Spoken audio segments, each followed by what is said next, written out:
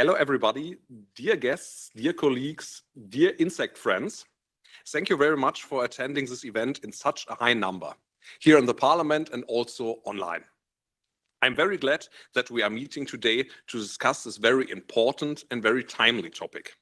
Insects are essential to biodiversity, to the ecosystem resilience and to sustainable agriculture. They support the food web and provide critical services such as pollination, pest regulation, soil health maintenance, and nutrient cycling. Yet their importance is often overlooked in public, thank you very much for the light, in public and political discourse. Beyond their ecological roles, they also hold intrinsic and cultural value. Insect populations are declining at an alarming rate across Europe. A 2017 German study revealed a 75% decline in flying insect biomass over 27 years, even in protected areas. In 2020, the first global meta study on insect decline concluded that insect populations are shrinking by about 0.9% every year. Robust scientific evidence points out to intensive agriculture practices, including the use of pesticides, as a primary driver. For bees, neonicotinoids have been particularly damaging. While broader drivers like habitat loss and climate change are more complex to address, pesticide regulation offers a more direct and actionable lever. A key avenue is update and implementation of scientific guidance documents that govern how pesticide risks to bees and other non-targeted species are assessed. Strong and up-to-date guidance is essential to ensure only products that pose no unacceptable risk make it into the EU market. This requires science-based methodologies for risk assessment, robust protection standards, and timely regulatory actions. Unfortunately, progress on this front has been slow. The revised bee guidance document, originally from 2013, was finally endorsed by member states in 2023, but remains unimplemented due to regulation delays. Moreover, the revision of the outdated terrestrial ecotoxicology guidance document began this year, but is accepted to be finalized before 2028. As a result, harmful pesticides continue to be authorized due to outdated risk assessment standards, leaving a significant gap in environmental protection for insects and other non-targeted species. During my work on insects, I have also realized that unfortunately, when we talk about insects and pesticides, we often think only of honeybees. The discrimination of other insects is real. Wild bees and bugs are invisible to most of the Europeans. Actually, pesticides cause more harm to wild bees. The wild bees are generally more vulnerable to pesticides due to factors like smaller body size, specialized diets, and less resilient social structures. While honeybees are managed species with human intervention, wild bees are exposed to a wider range of pesticides, including those found in soil and wildflowers, and their populations are more susceptible to harm from pesticides exposure. Therefore, I'm really glad that today we will have the opportunity to discuss this problem with various experts from the sector that I would like to warmly welcome. I wish you all a very fruitful discussion, and thank you for being here today.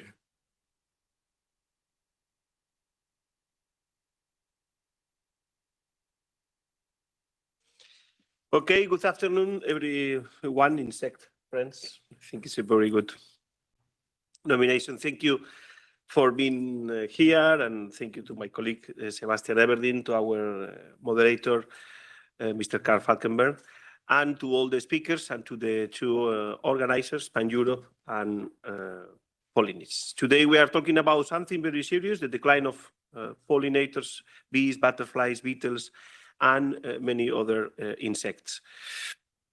Look, this decline is real. It is fast and it is very dangerous.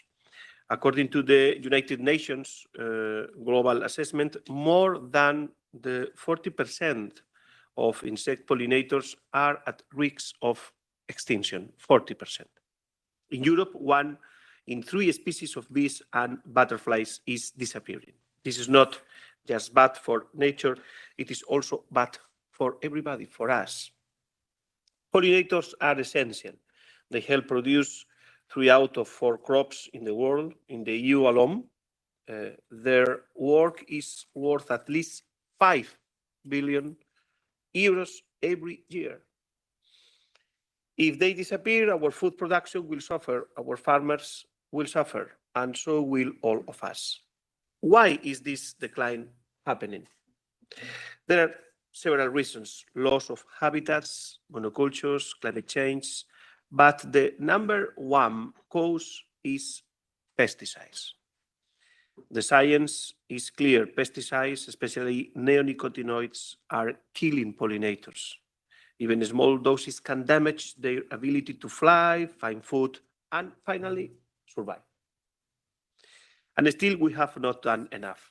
We passed last year, dear Jutta, the Nature Restoration Law, and that was a great step. Article 10 speaks clearly about restoring pollinator populations and their diversity. I am proud of that. But how can we restore pollinators if we keep allowing the poisons that kill them? That's a question. Let me be honest. Last term, the European Parliament rejected the Sustainable Use of Pesticides regulation. It was a serious legislative proposal to cut pesticides use in half by 2030. Who blocked it? I think you know the answer. The EPP and the far right. They said it would hurt farmers. It's a lie. But let's be clear, there is no farming without pollinators. This was a big mistake, a political failure. Us and nature will pay the price.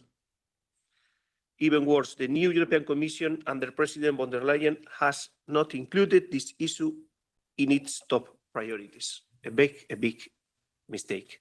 There is no plan to bring back the share, no new proposal, no timeline, nothing. This is unacceptable. We say we care about biodiversity, we say we want a green transition, but without action on pesticides, these words mean very, very little.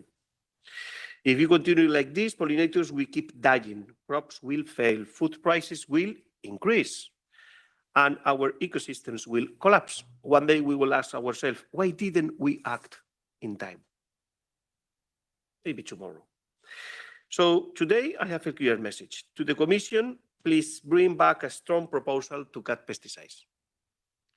To the EPP, also their new friends or allies, the far right, stop blocking science. Think long term.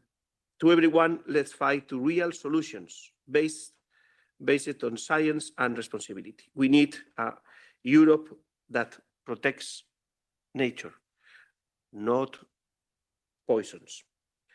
We have an exciting program ahead of us today with presentations and debates from top scientists, policy experts, public agency, and of course, people, citizens, civil society.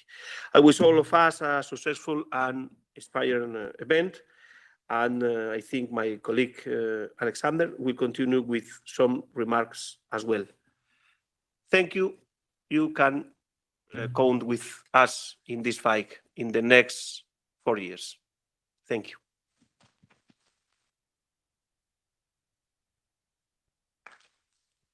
Okay, thank you for the two introductions by the two hosting members of Parliament. I'm Karl Falkenberg. I will moderate this this event. I have been sitting on the side of the Commission. It's actually quite fun to be back in this room. I retired in 2017, so it's a couple of years ago. But I still have memories of long nights of trilogue negotiations to actually come to the legislative end of negotiating between Parliament and Council on the basis of Commission proposals. So it's a room full of memories in a way, and therefore I think very appropriate also for our session today.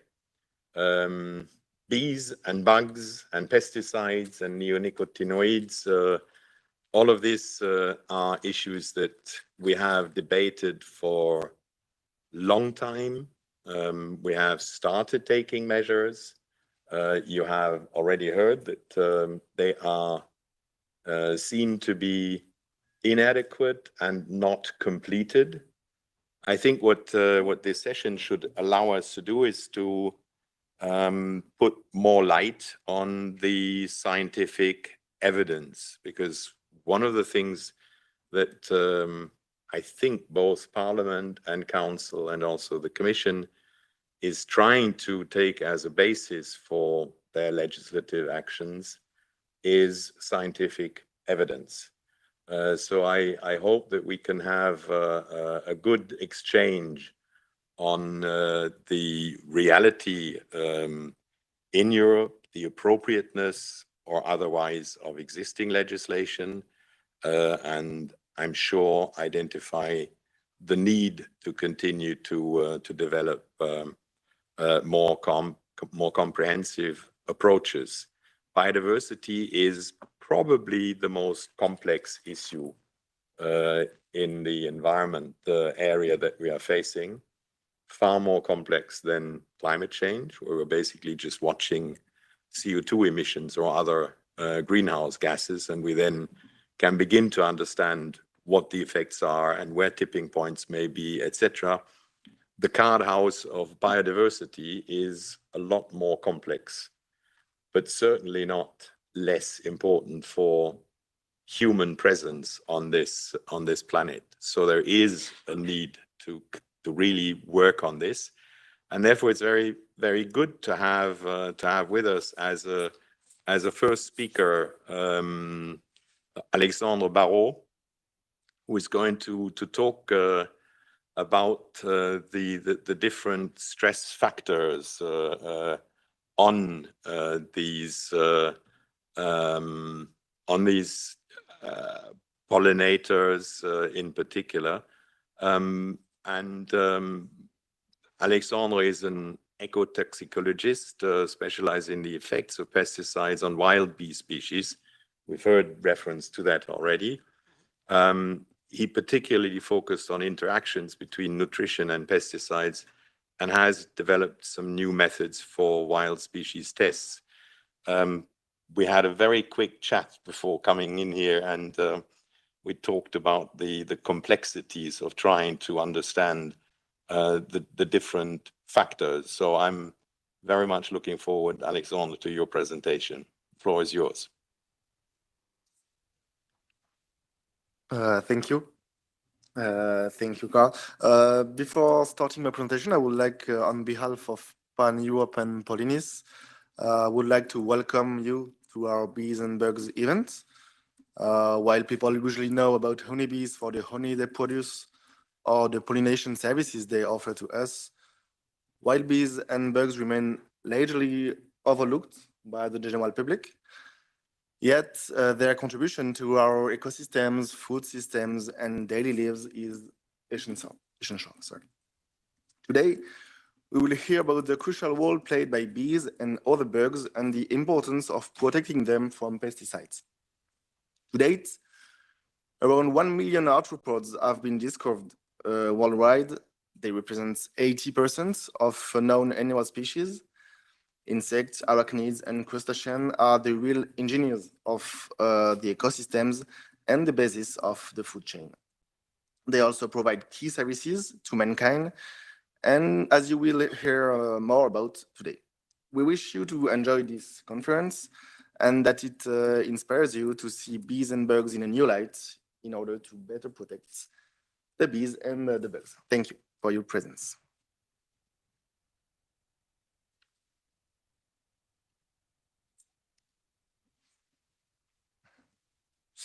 So I will start with a quick presentation about how pesticides can amplify other stresses on pollinators. So as you may know, risk assessment currently, they mostly rely on measuring the mortality of some model species, basically Apis mellifera. But as you may know too, a lot of other parameters are impacted by pesticides, such as reproduction, flight, immunity, olfaction, and so on. The thing is that pesticides are not the only stressors that impact the bees. Even though pesticides are one of the main reasons, we still have some impacts of the habitat fragmentation, diet, viruses, pathogens, heat waves, climate change in general. And the thing is that you have to keep in mind that each one of these stressors will impact the bees at some point, and they will interact with each other. And so here we'll quickly try to have another look about how the impact of pesticides can sometimes be modulated by other stresses. Starting by like some examples in the literatures with the pesticide-heat interaction.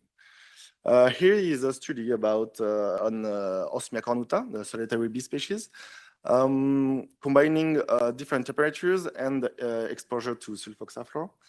And this study revealed that high temperatures combined with sulfoxaflor resulted in a diminution of the light response and in the longevity of these species, which was not the case when the temperatures were lower, basically. Another example of this interaction is this time with the bumblebee Bombus terrestris.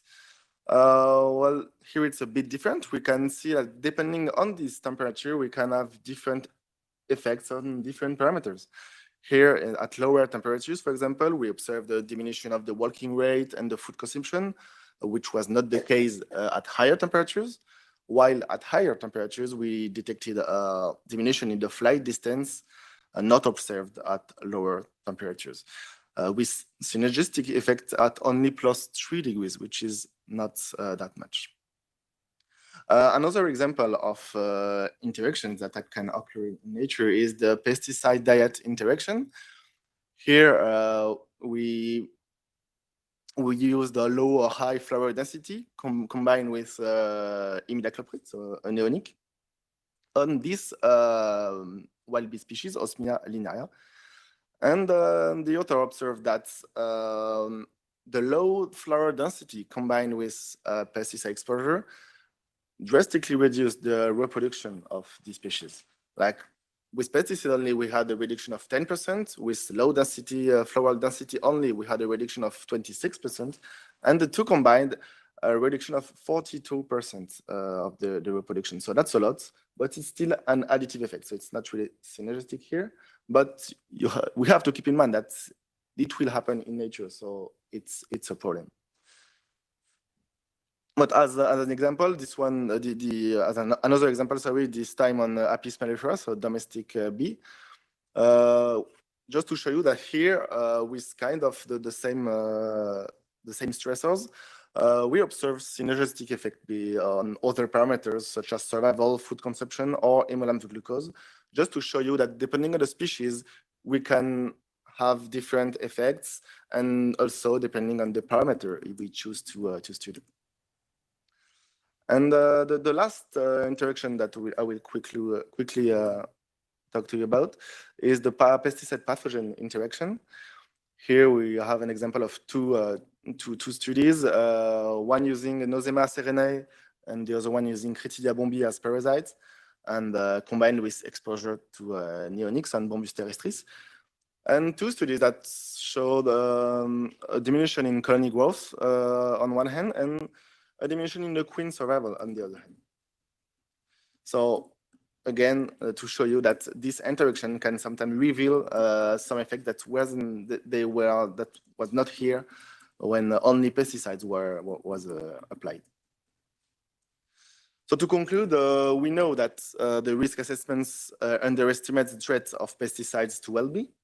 We know that the knowledge base is still largely populated by acute lethality data on honeybees, and that we need to go further. We have a few data on the interaction among stressors, but thanks to the POHB project, for example, we have now some data, but I'm sure that Mark will tell you about this.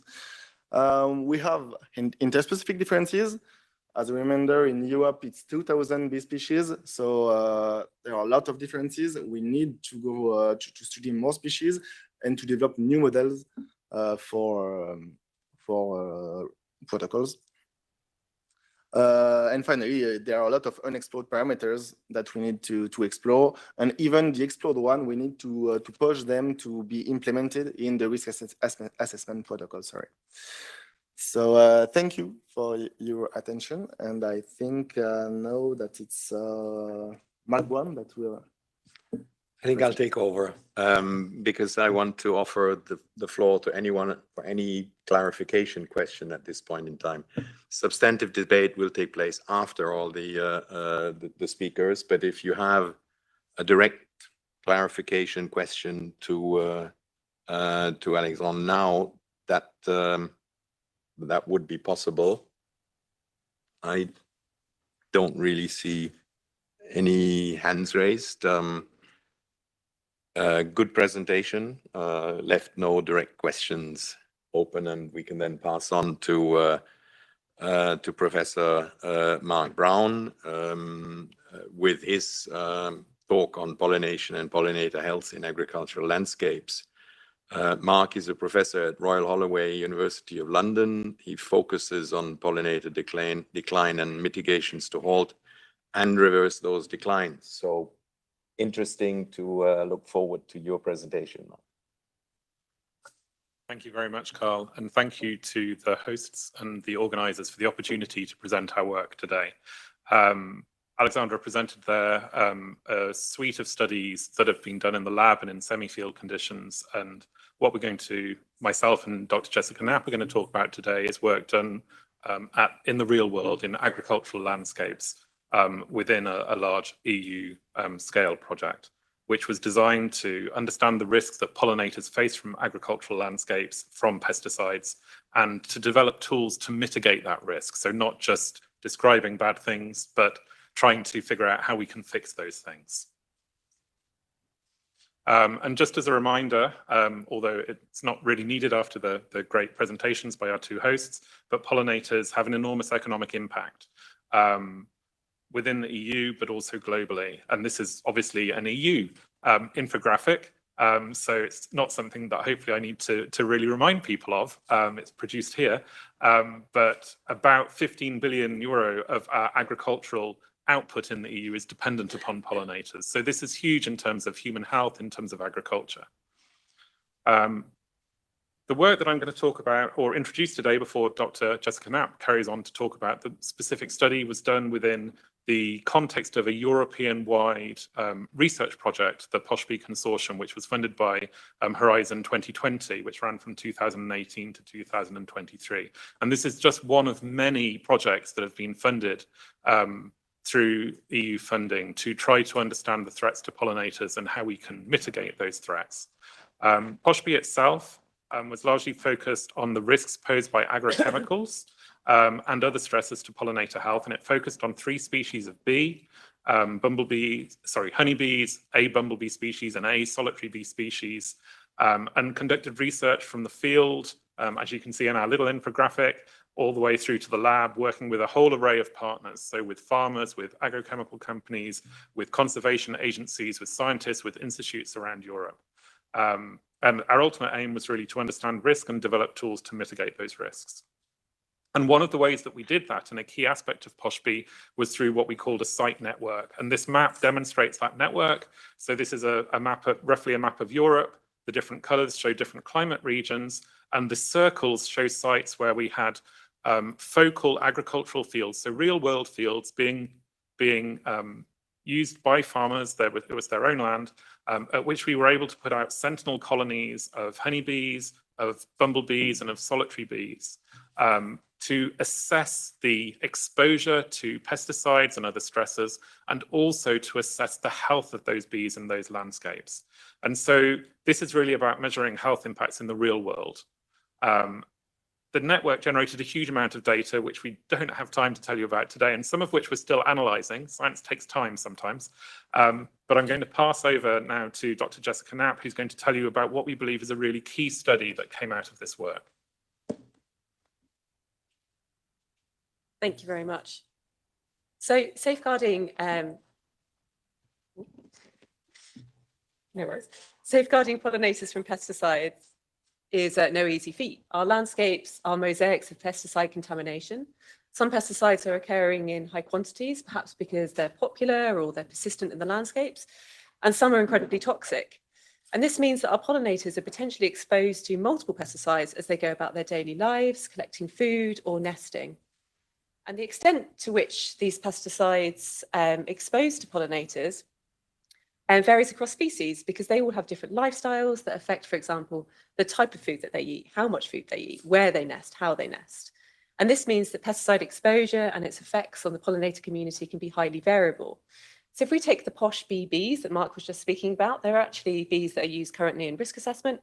We have the honeybee with its large colonies that forages large areas of the landscape. They're very resilient to pesticide effects, through to, say, the Bombus terrestris, our bumblebee species, somewhere in the middle, right through to a species like Osmia bicornis, which is a solitary bee species. And we focus in this work on Bombus terrestris because not only is it a fantastic pollinator species, it's common across Europe, but because common across Europe, but it's somewhere in the middle of these two species. It means that it's actually slightly more precautionary to the wider pollinator community than if we were just to focus on the honeybee. So using those sentinel bumblebee colonies that Mark mentioned, we look at pesticides and the pollen they store in their colonies. So you can see some of that stored pollen here in that photograph on the left. And we look at all the pesticides that they're exposed to across the landscape. So these are colonies that are just put into a real live field, and then we're just looking at what they're exposed to in real life. This is what their colony looks like. So again, focusing on Bombus terrestris. And we relate those pesticides to how well they grow, how they survive, and how they reproduce. And in this presentation, I'm focusing on how they grow because, to be honest, all of these metrics are correlated. It doesn't really matter which one I'm talking about, but we have best data for how they grow. But first, let's think about those multiple pesticides. Those colonies contained on average 8 different pesticides across the landscapes, and up to 27 in one sample. Bees are exposed to multiple pesticides, as we have seen from other studies. And you can see that there's variation as well. So we had focused in apple orchards and oilseed rape crops. You can see that on average there's more, or there tends to be, sorry, more pesticides in apple orchards than oilseed rape.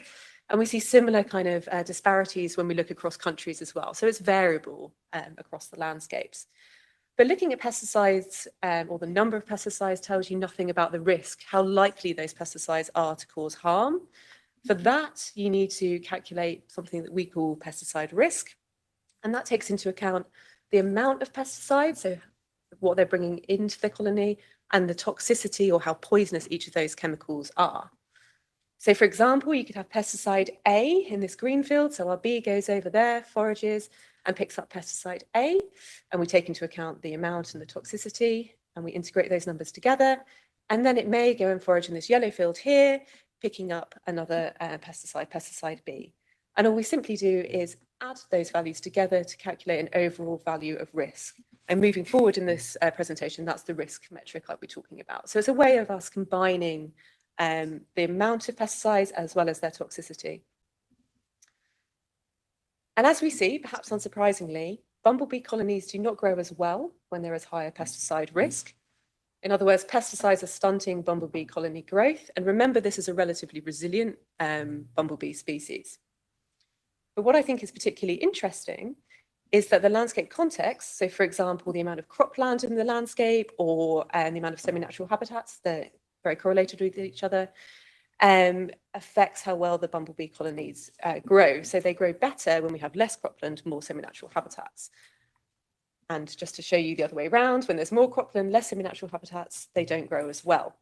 And this highlights the importance of semi-natural habitats in supporting pollinator populations and potentially even buffering pesticide effects, which aligns with the broader ambitions that the EU has under the nature restoration law. So even when we are using pesticides, there's still a role for our semi-natural habitats in protecting those pollinator populations. But where I believe our data has the greatest value is in defining specific protection goals for bumblebees. And these specific protection goals are needed to translate the general protection goals that we have in legislation to measurable targets that effectively underpin pesticide regulation. And this is something that the bee guidance document was unable to do for non-apis species. We only have one for the honeybee. We don't have any for wild bee species.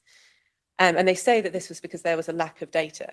Here we have lots and lots of data. We have 316 data points, each corresponding to 316 bumblebee colonies that are across those 8 European countries, across 106 sites. Each one of those colonies tells us about the pesticides, but also the health of the colony as well. Here I'm still focusing on colony weight.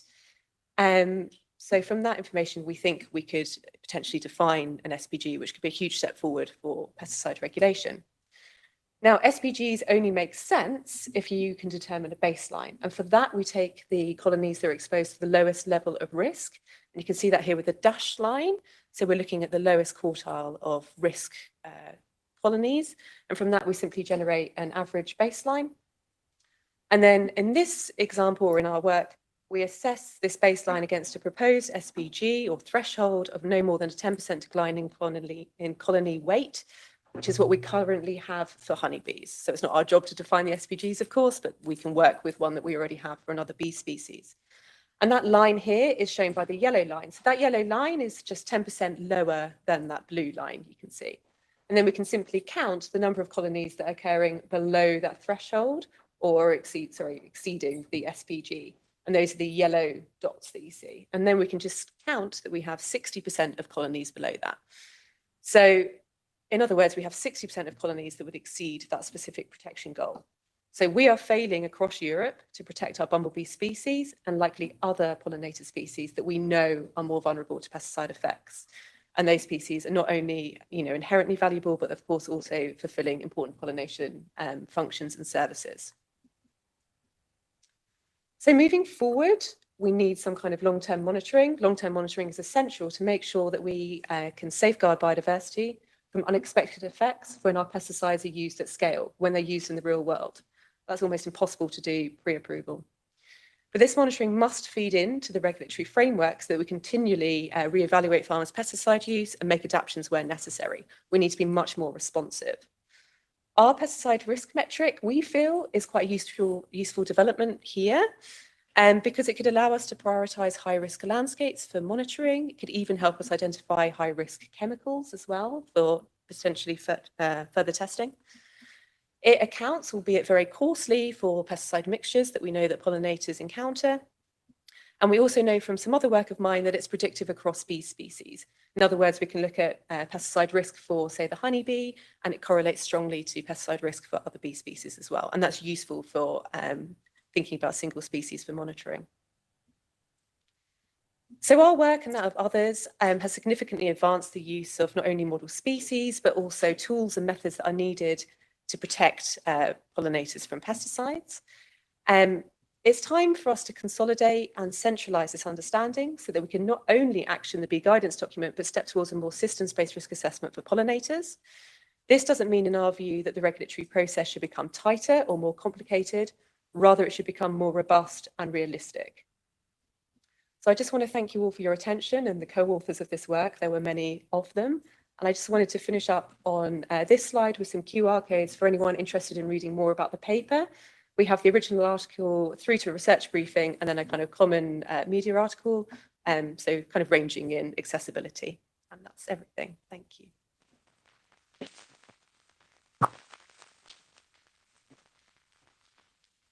Thank you very much to Mark and Jessica for that presentation. I would have a quick clarification issue. You seem to be working with a landscape model that is still mixed.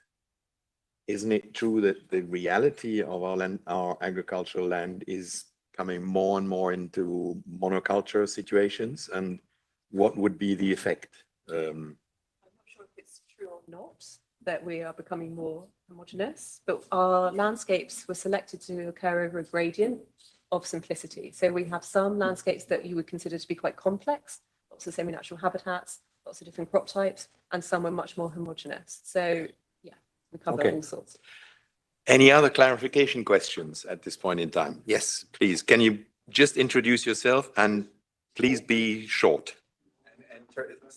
And turn the microphone. Sorry, yes. There you Hugo Holsbeek, I work for the Flemish government. I'm an environmental toxicologist. If you have concentrations of pesticides in your nest, you measure them. Why would you use anything else to have a pesticide index? I know there's a lot of different kinds of pesticides. We now have a more or less a classification which ones are dangerous for bees and pollinators. And if you use the classification of toxicity, is this including behavior, or you just take the falling dead factor, the 50 thing? Thank you. Because it also takes into account the concentration, that in effect takes into account the pollinator's ecology, because they're encountering those pesticides as well. So I'm not sure if I'm answering your question, but it's not solely on toxicity. It's also the likelihood that they're going to encounter those pesticides because the concentrations are coming into the colony to begin with. Wouldn't you want to do this exercise just with the pesticide concentrations, even adding them up and make your graphs? Something interesting might come out of it. I'm sorry, I don't. If you take your concentrations and you just add them up, even if you don't make a difference between one and the other pesticide, you might do the same exercise and look at the weight of the colonies. I think that's what we do. As a factor. I think. 1 second. It's where is it? This one. Can you see? Oh, we're not sharing our screen anymore, are we? We do integrate multiple concentrations of different chemicals whilst taking into account their toxicity. Yeah. Okay, there was a question on the left here. Actually, thank you very much for your presentation. It's extremely helpful. I'm very interested on how could actually the monitoring be done? Because obviously this is not something that any, let's call it uneducated person, which I would count myself to, could actually do, because especially when it comes to insects, the knowledge is not extremely widespread, and therefore to include it also in the assessment of our pesticides would be, let's say, a major shift. I don't say that it's not necessary, it surely is, but I don't see how we, aside from the political majorities, how the feasibility would go. We already have an EU pollinator monitoring scheme. I think it could be feasible to add sentinel colonies into that scheme that you could monitor pesticide effects. You could also monitor effects on the whole pollinator community as well, sure, which would be a much arguably smarter way of doing it. You would just need to make sure that you knew what pesticides those pollinators were being exposed to, and that would need some sentinel colonies. Now, if you're just interested in pesticide exposure, honeybees are actually a very good indicator species for pesticide exposure because they're foraging over such large areas of the landscape. They're selecting onto mass flowering crops. They tend to have a higher pesticide exposure than the rest of the pollinator community. So they could be a precautious species that are excellent for monitoring. So if you co-located them with transects on the pollinator monitoring scheme, I think you could have something. And I have a question on the right also. Yeah, thank you. I'm Andreas Kumbert. I work in the European Commission in DG Environment on pollinators. So thanks a lot for this brilliant study. I think it's a landmark study, very important. But I would just have a specific comment on the specific protection goal that you were referring to, because you were basically taking it over from honeybees just for means of comparison. But I'd be interested, do you have anything that you could draw, or any information that you could draw from your study or from any other studies, what would be a more appropriate specific protection goal for bumblebees? Because I mean, the 10% SPG was decided in a political process. There is no assurance that this would be appropriate for maintaining the long-term survival of wild bee populations. So there are many aspects why wild bees are differing from honeybees. Is there anything ongoing that you're aware, or what would be needed in order to make progress to define an SPG that would work for bumblebees and maybe for solitary bees? That's an excellent question, and you're completely right.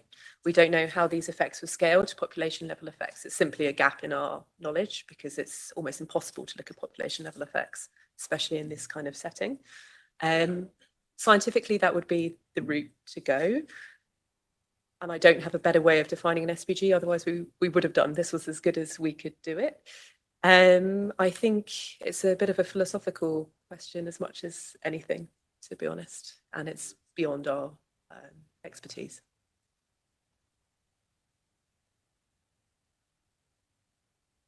Okay, that was quite some clarification issues there for a very good and comprehensive presentation. We are running a little bit behind our schedule, so let's move on to the bee guidance document. Noah Simon Delso is scientific director at BeeLife, who has been following this and is going to tell us about this saga. Yeah, I feel I'm going to start talking about battles, like in the good old days. Yes, thank you very much for the invitation and yeah, to the organizers for having invited me. Just before I start, I would like to complete a little bit what Jessica said in terms of the monitoring of the honeybees. Actually, there is a project that existed at European level that is called Insignia, that was using honeybees as monitoring for monitoring the pesticides in the environment. And it was just finalized. And it is extremely eyes-blowing what we can find. And we hope that it could be used actually as a policy tool to manage and to control a little bit what is happening in real life. Okay, so today I'm going to talk to you about this big items document saga. And I said, when it is 12 years, I said, I allow myself to say 17, because actually I started working on this dossier 17 years ago, and it's still not over. So yeah, so I'm going to try to guide you through it. It is, so BeeLife, it's an organization, an environmental organization formed by beekeepers and farmers from different parts of Europe.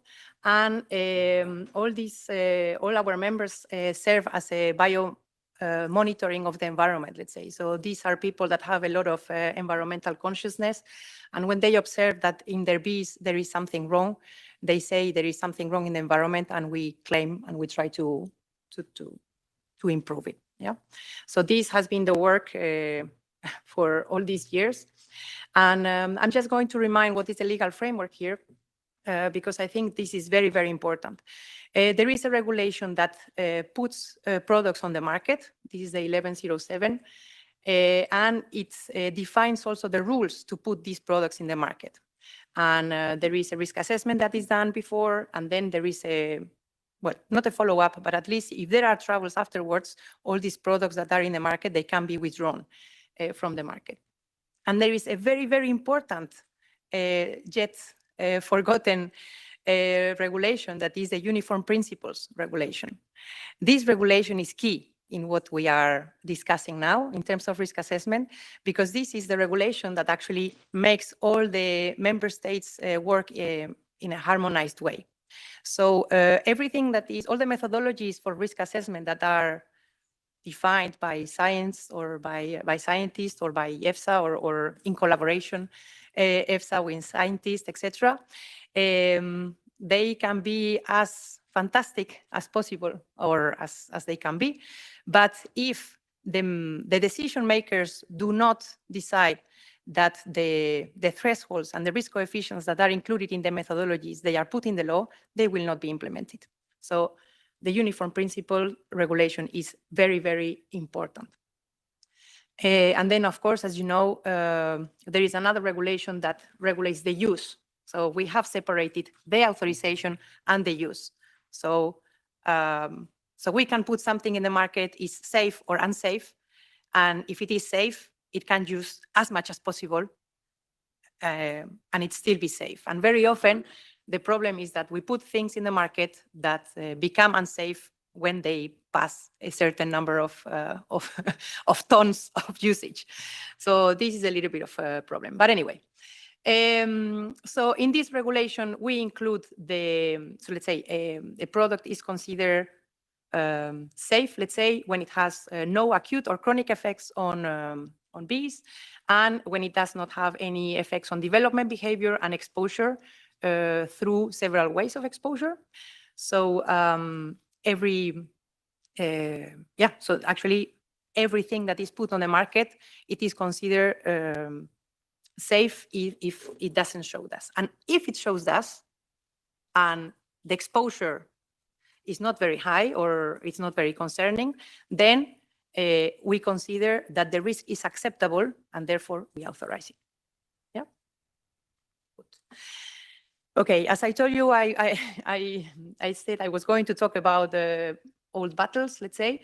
So this is an old battle that the beekeepers started in the 90s, where they observed very, very big colony losses, very, very unexplained. And then they started questioning something that was happening, and all the research started.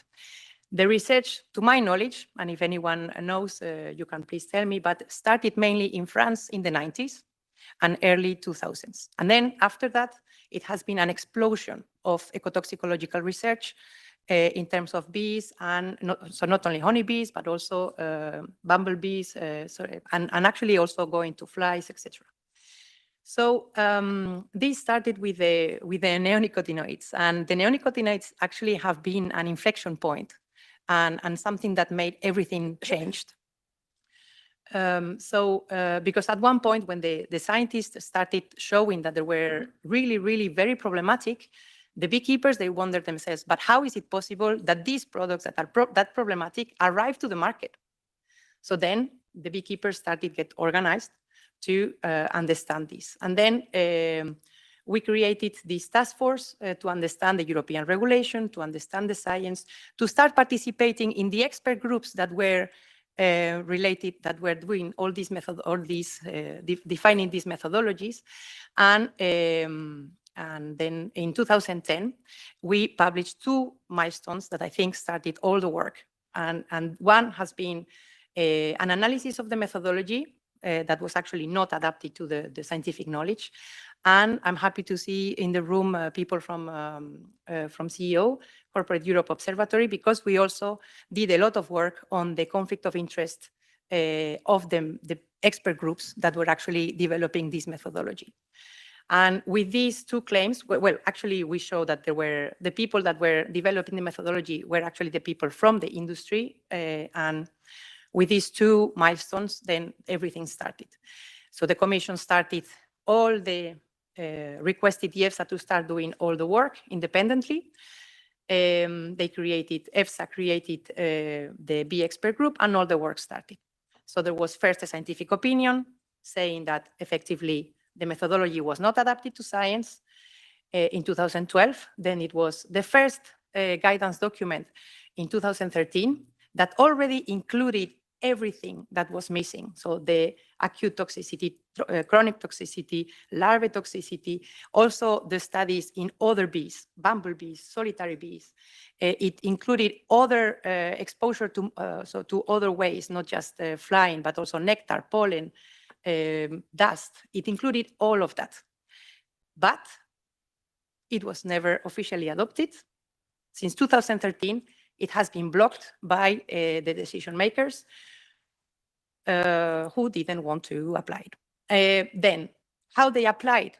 By the uniform principles. So in the uniform principles, they just did not include the toxicological thresholds and the risk coefficients that were relevant to the chronic toxicity and the larvae toxicity. And that's the reason why here in the House, they block the update, let's say, of the uniform principles because they were not good enough. So then the Commission, and because it has happened, it has passed all the time, and there was so much research on the topic, it was a request to the EFSA to update the guidance. And finally, the guidance was updated last year. Still, we are blocked because the uniform principles are not going to be updated, maybe next year. So that's why I say 17 years, okay? Because in 2025, it is not going to happen that the uniform principles is going to be, regulation is going to be updated to integrate the risk coefficients that have been included into the updated guidance document of the EFSA.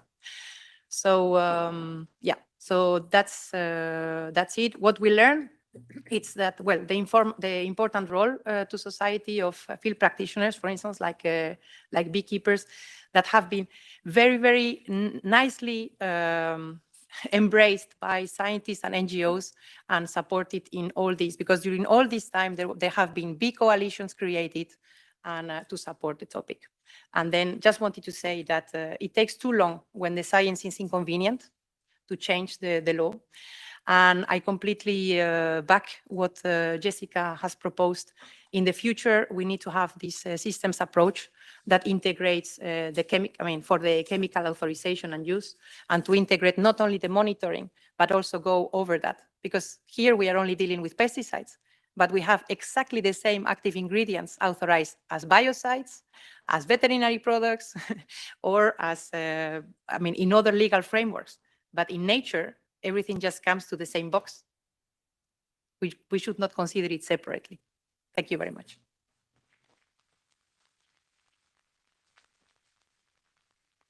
Thank you for reminding us the history of this development here in at the European level, legislation, etc., and the complexities and comprehensiveness that is effectively needed to address the challenges that we're talking about.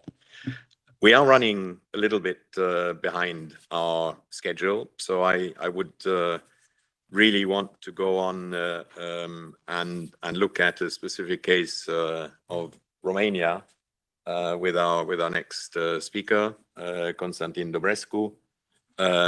Will tell us a little bit about the reality in one of our member states. Yes, thank you for the invitation to take part in this roundtable. I'm here to present some simple facts from Romania, trying somehow to ask you, the participants to the roundtable, to be in the shoes of the Romanian beekeepers for a moment. So, facts. 2013, the Commission suspends the authorizations for clothianidin, imidacloprid, and thiamethoxam. 2014, the Romanian Ministry of Agriculture grants temporary authorizations for pesticides containing neonicotinoids as active substances for coating sunflower, maize, and rapeseed seeds. Beekeepers are the first to react, asking the ministry to comply with restrictions and adopt an ecological approach to the issue. The derogations have been maintained. 2015, 2017, the Romanian Ministry of Agriculture grants new temporary authorizations for neonicotinoids every year at the request of large farmers' organizations. 2018, the outdoor use of neonicotinoids is completely banned in the EU due to their harmful effects on pollinators, as Noah explained earlier, based on very solid scientific proof. Romania grants new derogations, allowing the seed treatment with neonicotinoids of sunflower and maize, and as well as for sugar beets, wheat, or barley. 2019-2022, Romania's Ministry of Agriculture continues to grant temporary authorizations for neonicotinoids. Something happens in 2023. A judgment of the Court of Justice of the EU declares illegal the derogations concerning the use of neonicotinoids in seed treatment. Between 2023 and 2024, Romania's Ministry of Agriculture continues to grant temporary authorizations for treating seeds with neonicotinoids. 2025, the derogations granted in 2024 for the treatment of sunflower and corn seeds for the period January-May 25 have been suspended by the courts following a lawsuit filed against the Ministry of Agriculture by MEPs, my organization, the Federation of the Beekeepers Association of Romania, and Eco Ruralis, the Alliance of Small Romanian Farmers. What is the general situation of the Romanian agriculture? So in Romania, probably have a special situation compared to most of the other EU member states, because 0.5% of Romanian farmers manage 47.8% of the total arable land area. 95.8% are small farmers, and if we add the 3.6% of medium-sized farms, which are considered in Romania up to 100 hectares, they manage in total 52.2% of the total arable land. Small and medium-sized farms have never used neonicotinoids. Small farms in particular are affected by the use of neonicotinoid-treated seeds on large plots of land in their vicinity. Large farms, many of them exceeding 10,000 hectares, which represent less than 0.5% of all farms, are the ones putting pressure on the Ministry of Agriculture to obtain derogations. Over the last 11 years, the Ministry of Agriculture has granted a total of 55 derogations for the use of neonicotinoids. The voice of the vast majority of 99.5% of Romanian farmers, including beekeepers, has never mattered, while the requests of 0.5% of wealthy and powerful farmers have always been taken into account. So, the Romanian population and pesticides, how does Romanian citizens relate to the use of pesticides? So I bring here two facts. First of all, there was an EU-wide survey conducted by Ipsos in 2023, which shows that Romanians, among all Europeans, are the most concerned about the impact of pesticides on their family's health in a proportion of 84.1%. They are the most concerned about food safety, 87.1%, and they are the least confident in government decisions on pesticides use in relation to public health and the environment, 51%, the highest such lack of trust in EU. The survey conducted in Romania by Kurz in 2025, it's another proof which shows that the Romanians do not want food products to come from crops treated with pesticides. 89% of the Romanian replied in this way, and they do not believe that farmers in Romania should use pesticides that are banned in the European Union, such as neonicotinoids, also 89%. Now, to conclude, I think we're entitled to state that the Romanian derogations for neonicotinoids are a clear violation of EU legislation, are undemocratic, devastating for nature, and hazardous for the population. The Romanian population is strongly opposed to the unsustainable use of pesticides and derogations for neonicotinoids. So, from our point of view, of the beekeepers, the EU should not tolerate such situations within its own jurisdiction. Member states that do not comply with EU rules and moreover exert pressure at EU level to change some of its fundamental values, which place the EU at the forefront of the world in the most honorable way, just to please a certain minority. A categorical shift in the EU's tendency to protect the environment and show empathy towards all EU citizens would transform the European community in a way that would make many EU citizens no longer proud to belong to it. We cannot allow this to happen. Thank you.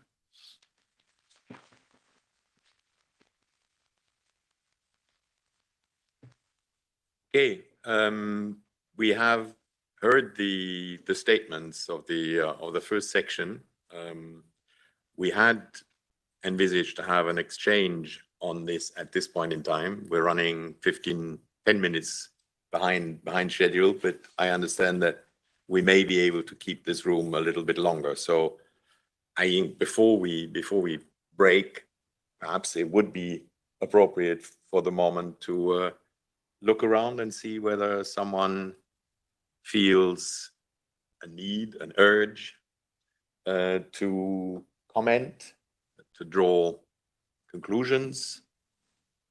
Anyone wanting the floor, please. Thank you. My name is Karl. I'm a member of parliament in Germany. Part of the Committee on Agriculture and Food in Germany. When I talk to the colleagues there, for example, the coordinator of the Conservatives in the committee, when talking about pesticides, he'd say not, as Konstantin just labeled, we are now having the power to police that minority. But what he'd say is, when talking about curbing all the environmental rules and taking the authorities for the environment out of the loop, is that we're finally back to science and going away from ideology.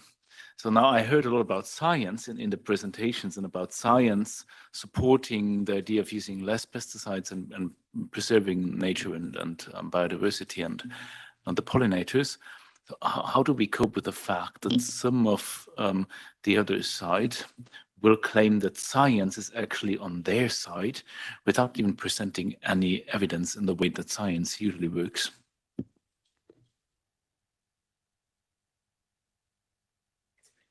Yeah, it is an extremely tough question, actually, because science is very robust in terms of showing what the field practitioners have been also claiming. At this point, and science is extremely coherent in the outcome. I mean, most of the the only problem for science is science answers to scientific questions. So if the scientific questions are not the correct ones, science will answer to the wrong scientific questions, let's say.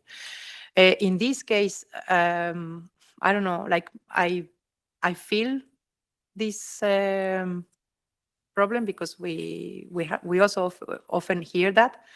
We try to be extremely pedagogic, but it is true that us, for instance, as an environmental organization, we are the bad ones somehow. I don't know why, because we represent citizens. So we are kind of defending citizens and defending EU law. But I think we participate to a lot of projects, a lot of research projects. And the only thing I do to my colleagues, scientists, is please go and communicate out of the scientific world. It is extremely important that the scientific community comes, like they have come now, to these places where a little bit out of comfort, because of course this is a little bit out of comfort, but the message needs to pass beyond and to listen to the people who do not want to listen. But unfortunately, we are at the time of the history where the more people we communicate about science in a very clear way, the better. Otherwise, I don't know where we are actually going to get.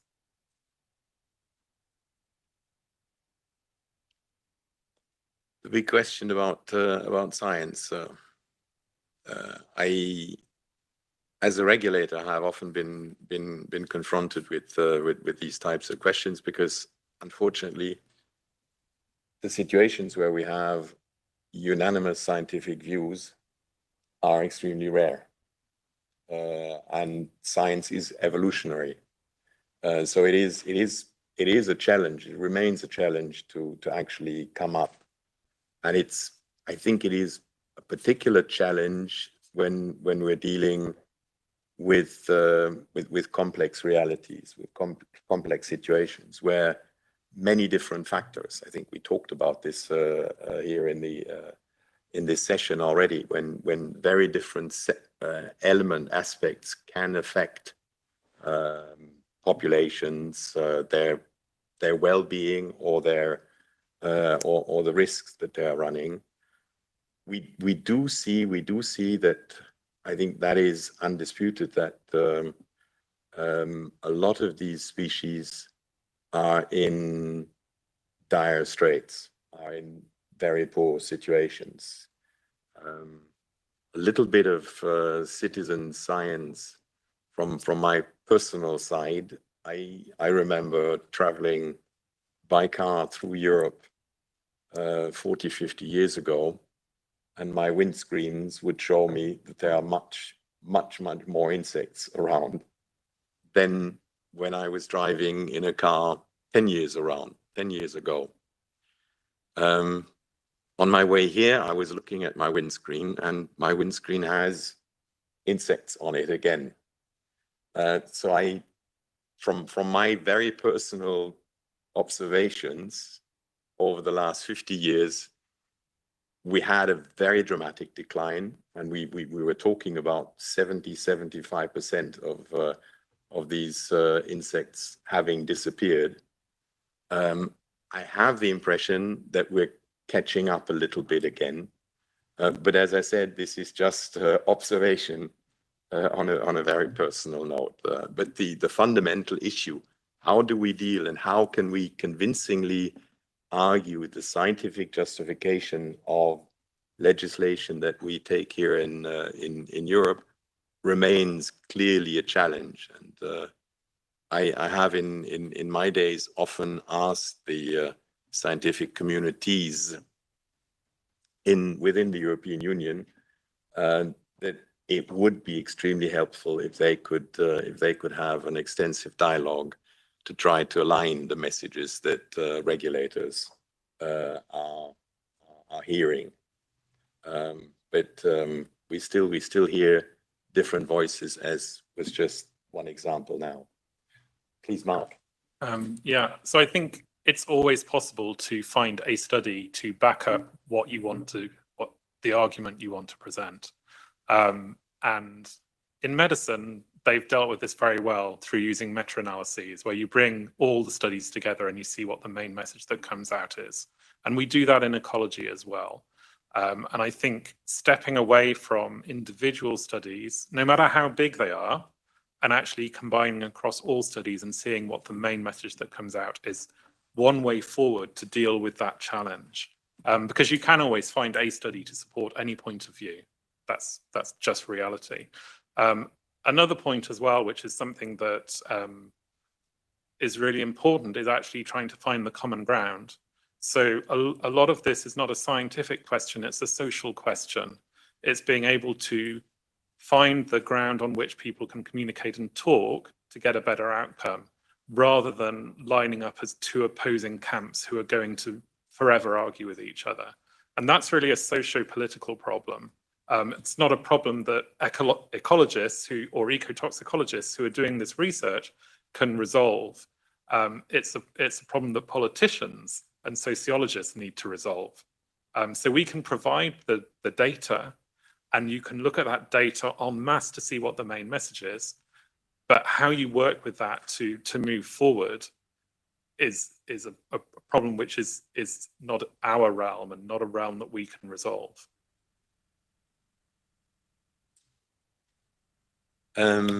Yes, please. One more, and then we need to move on, I'm afraid. Hello, my name is Efrosini Antoniou. I'm working for the permanent representation of Cyprus.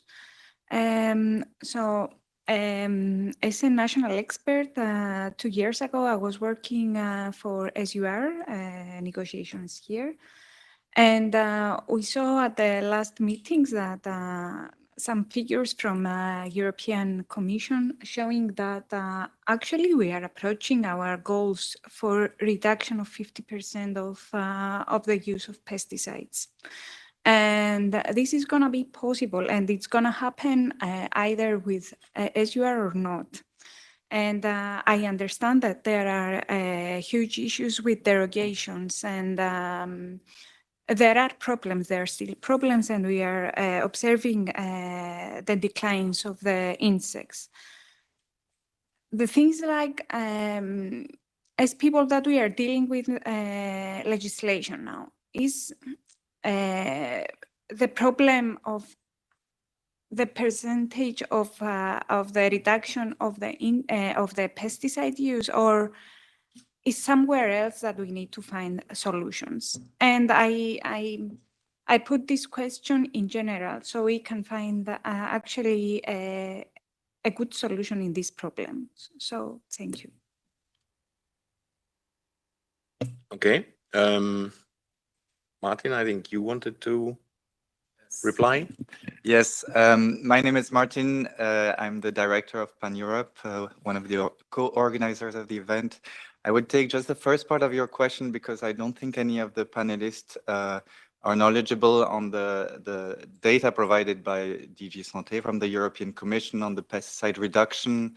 There's a lot of criticism on the indicator they used to say that there's a pesticide reduction. The Joint Research Center of the European Commission is aware that there's an issue. They're working on revising it because, for instance, for France, if you compare the EU indicator, it shows a decline, but if you use the French indicator, it shows that there's an increase in pesticide use and risk. So there's clearly a problem. The European Commission and member states are working on it. Unfortunately, the Commission keeps communicating that we almost reached the 50% reduction, but in practice, it's a matter of calculation, and the Commission is working on revising it.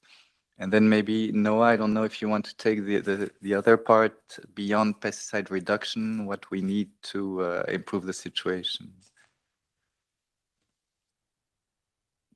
Well, I mean, we are working a lot on the context in which pesticides are used. Because, of course, pesticides are used because they are a tool to keep an agricultural model that is what it is. So there are, I don't know, like in terms of science, there is, I don't know how much science that shows that things can be done differently in terms of farming. And now what needs to be done is that all this science, all this knowledge, even there is not even research, there is just peasants' knowledge that is not taken into consideration, that is not mainstreamed into policy. So what we are mainly doing is try to actually work so that in the common agricultural policy, the people working in the right direction, they are incentivized. And the people that are not working in that, they are not getting any public money, at least for it. Let's say this is what we are doing, let's say, in the context. Afterwards, for the Sustainable Use Directive, of course, as you say, the SUR, it was a crazy situation. Politically, it was just a crazy moment of Europe. Nobody understood. I mean, nobody understand. People who come from science know the field situation, know what is happening in terms of residues found in water, in soil, the trends of wildlife, etc. And then afterwards, you follow the discussions that were done in the SUR, and also in terms of human public health. It was very, very crazy. So the reduction of 50% was a must, is a must. Even there is a European Citizens Initiative that requested 80% reduction and even a phase out of synthetic pesticides, not all, but synthetic pesticides by 2035, if I remember well.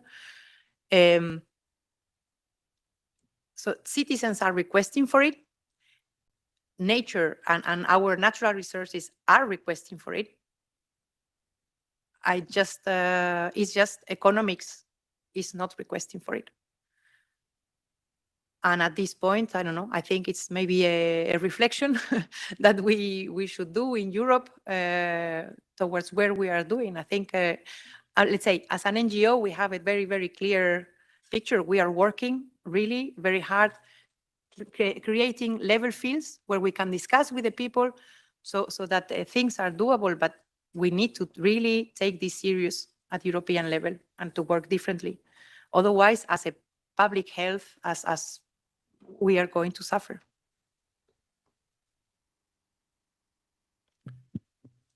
Okay, I think we just collectively lost our coffee break.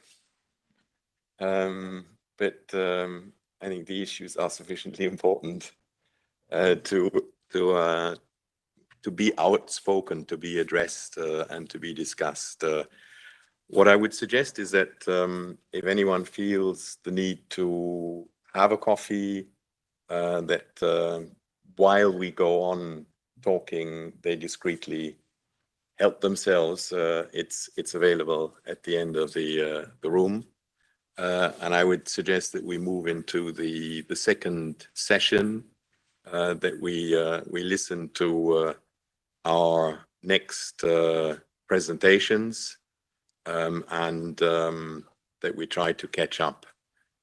As I said, we have the room a little bit longer, and I hope at the end of the next presentations to have time for an exchange before trying to draw some conclusions of our work here today.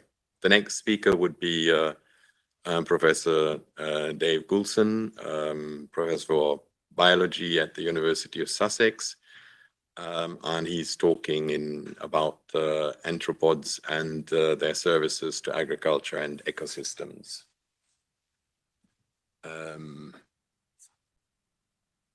Sorry, where?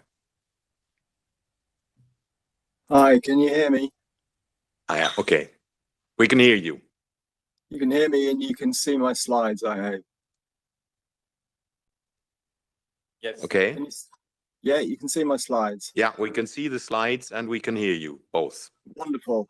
Okay, thank you very much for inviting me to speak. I've got 10 minutes to talk about the importance of insects, which isn't very long, so it'll be a fairly shallow whiz through.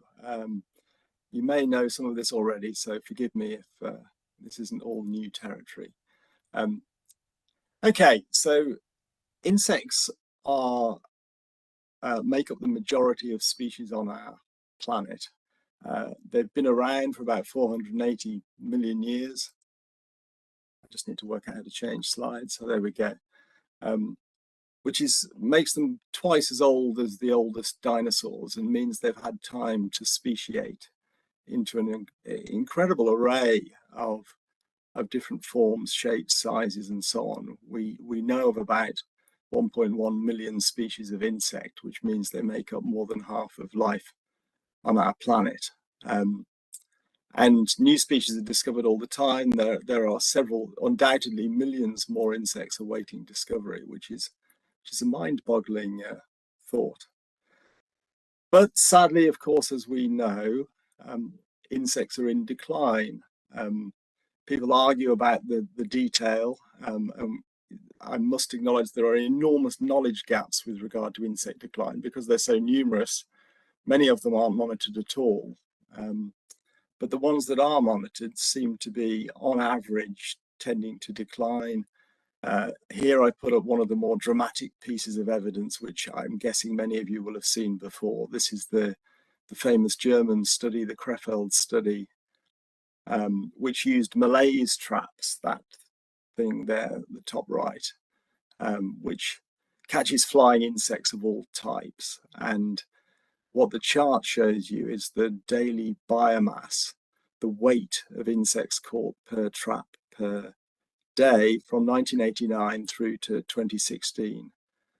So that's a 27-year period. And you can see it fell.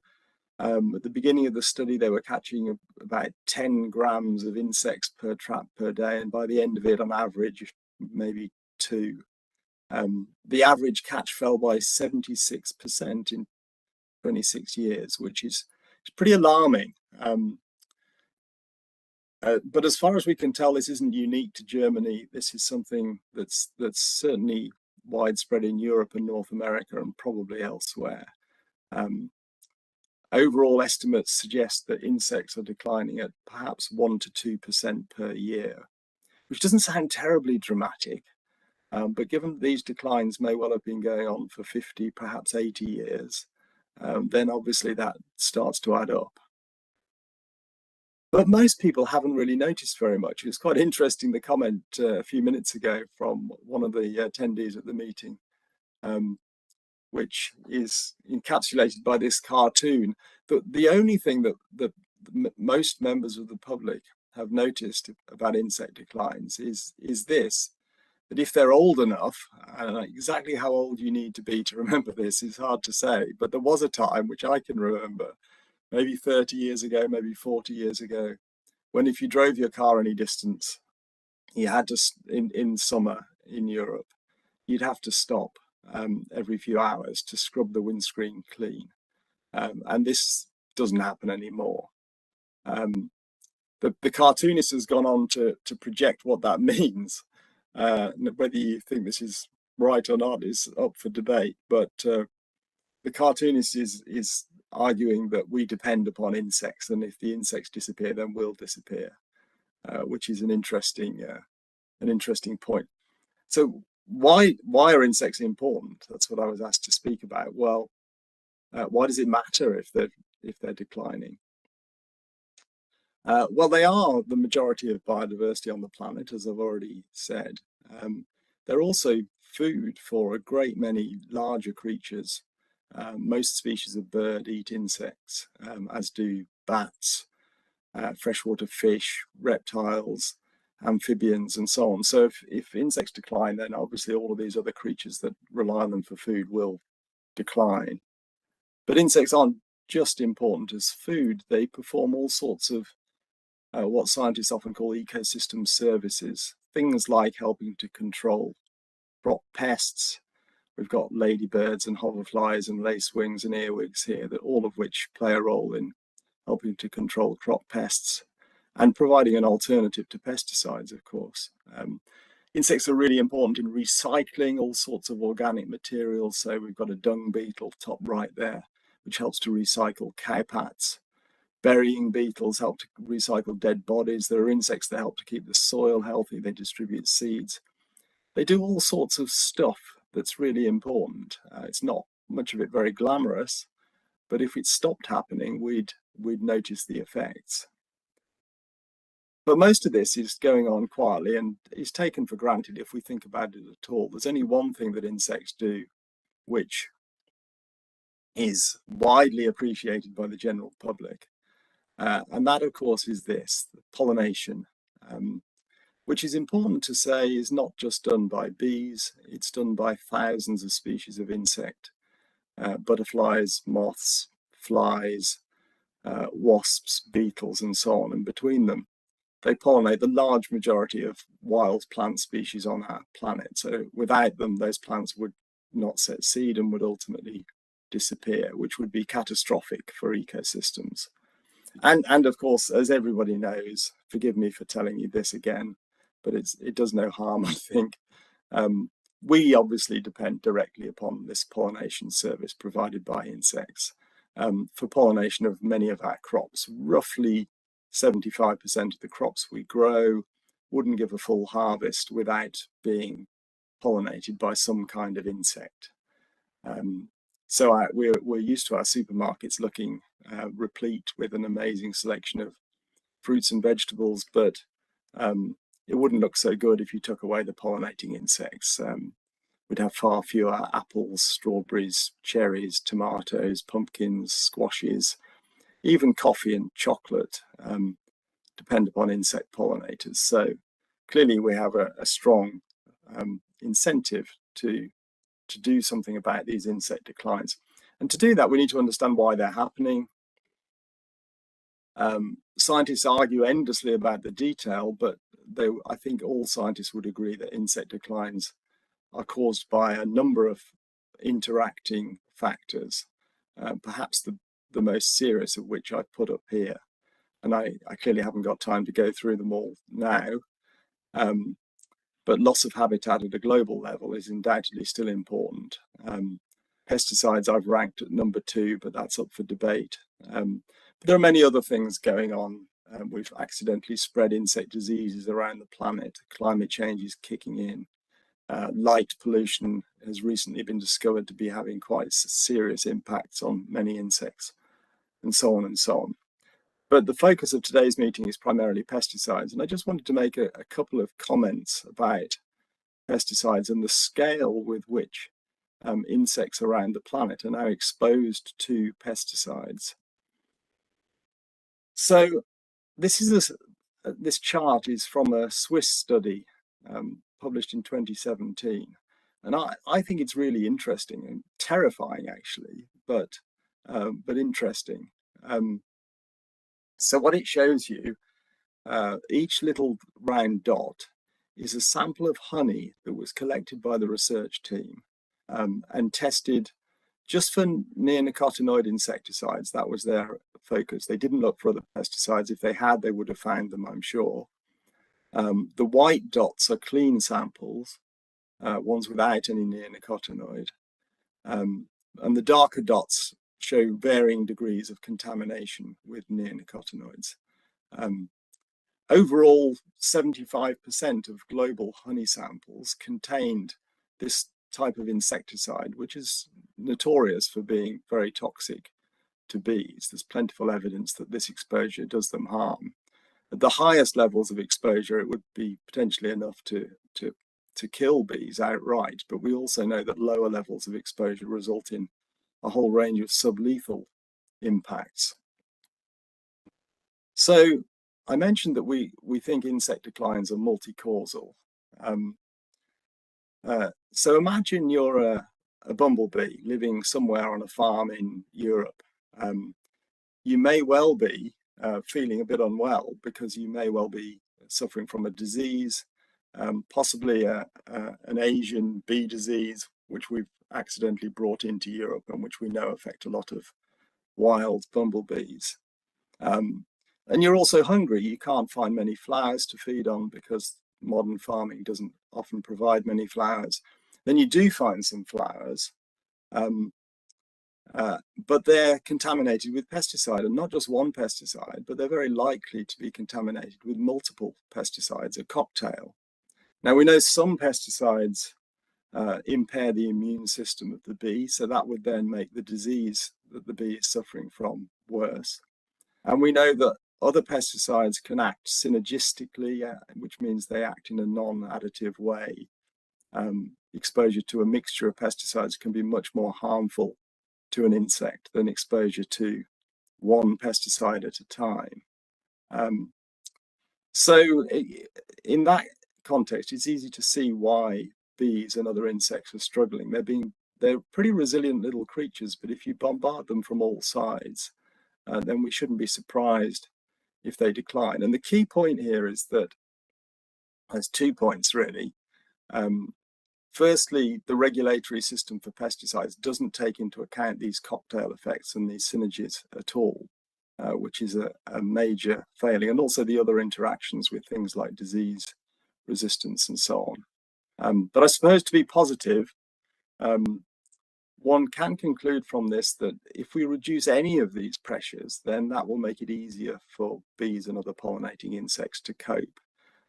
And so reducing pesticide exposure, both in terms of the number of pesticides and the concentrations of pesticides, would give them a better chance of coping with diseases and lack of flowers and other problems that they face. And that is obviously something we should be striving for.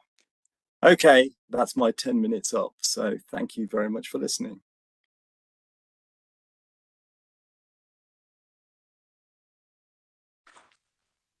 Thank you for that presentation. And I realize that we have an audience that is not present here, but is watching us via the net. And I have a question to you, Dave, directly. A Dutch study already shows a correlation between decline of insects and wild flowers, probably by return of effect. Less pollination leads to less seeds, while decreasing numbers of targeted flowers lead to a decrease in visibility of the pollinators. One decrease leads to other. There is a connection. Would you agree, or would you want to elaborate on this? I would agree. The scientists have been speculating about this for many years, the idea that you could get what's sometimes rather dramatically called an extinction vortex, whereby declines in pollinators drive declines in the flowers that they're feeding upon, which means fewer flowers, which drives more decline of pollinators. And so it spirals down until everything disappears. Whether that's an entirely plausible scenario, I'm not sure, but it seems logically plausible. Okay, thank you. Any more questions? Where was one? You have one, Martin. Thank you. Thank you very much, Professor Goldstein, for your presentation. For the moment, there's discussions in the EU around the soil monitoring law. Many white pollinators are soil nesting insects, but of course there are many other insects that are very important living in soils. So how far are we in regarding toxicology of soil insects and the impact of exposure of insects to pesticides directly through contact in the soil? It's an area which I think you probably already know is very poorly studied. Generally, contamination of soil with pesticides is something which doesn't seem to be measured anywhere near enough, let alone the next step of what consequences that contamination might have for, say, ground nesting bees or other invertebrates that live in soil. Certainly in the UK, there is no routine monitoring of soils to see what pesticides they contain, and I think that's broadly true across Europe, which seems to be a huge omission. Surely, you know, it's very widely recognised now that soil and soil health is incredibly important to the sustainability of farming. So, monitoring what what pesticide residues may be accumulating in soil would seem like a really vital first step. But as far as I'm aware, it's not happening at all. Okay, thank you. I think we should move on and listen to a speaker from EFSA,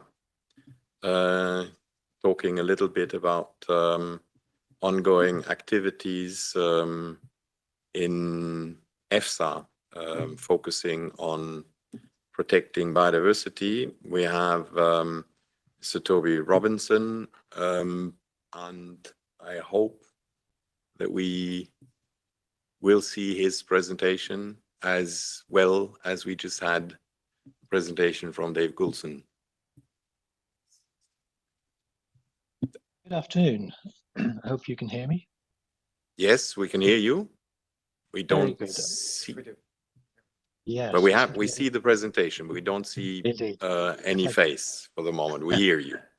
If I can get the camera working, then you'll also have the pleasure of seeing my face as well. But as time is pressing, let's get going. So firstly, thank you very much for the introduction, and thank you for the invitation to speak at this meeting.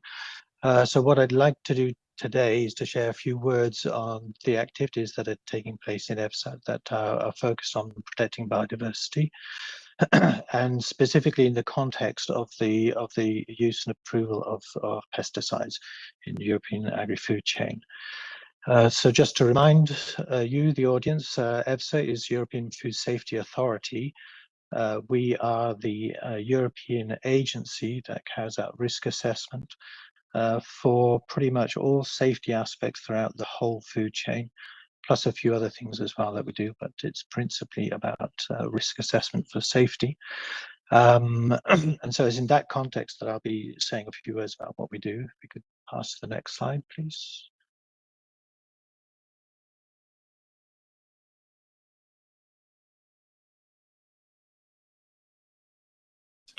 I'm afraid we can't hear you any longer. You not hear me at all? Hello? Yes, I can hear you again. Okay, good, thank you. Can we pass the next slide, please? Thank you very much. So The principal tool that I want to talk about today, developed by EFSA, are guidance documents. These documents describe how we carry out our risk assessment. So they are important not only in describing the methodologies that we use to analyze data, but also by consequence, the types of data that we feel we need in order to be able to assess the safety of things like pesticides, and particularly their impact on the environment. In the European context, at the moment, we are still using a guidance document written by the Commission that dates back to 2002. I think everybody with an interest in this subject area would recognize that this is rather old.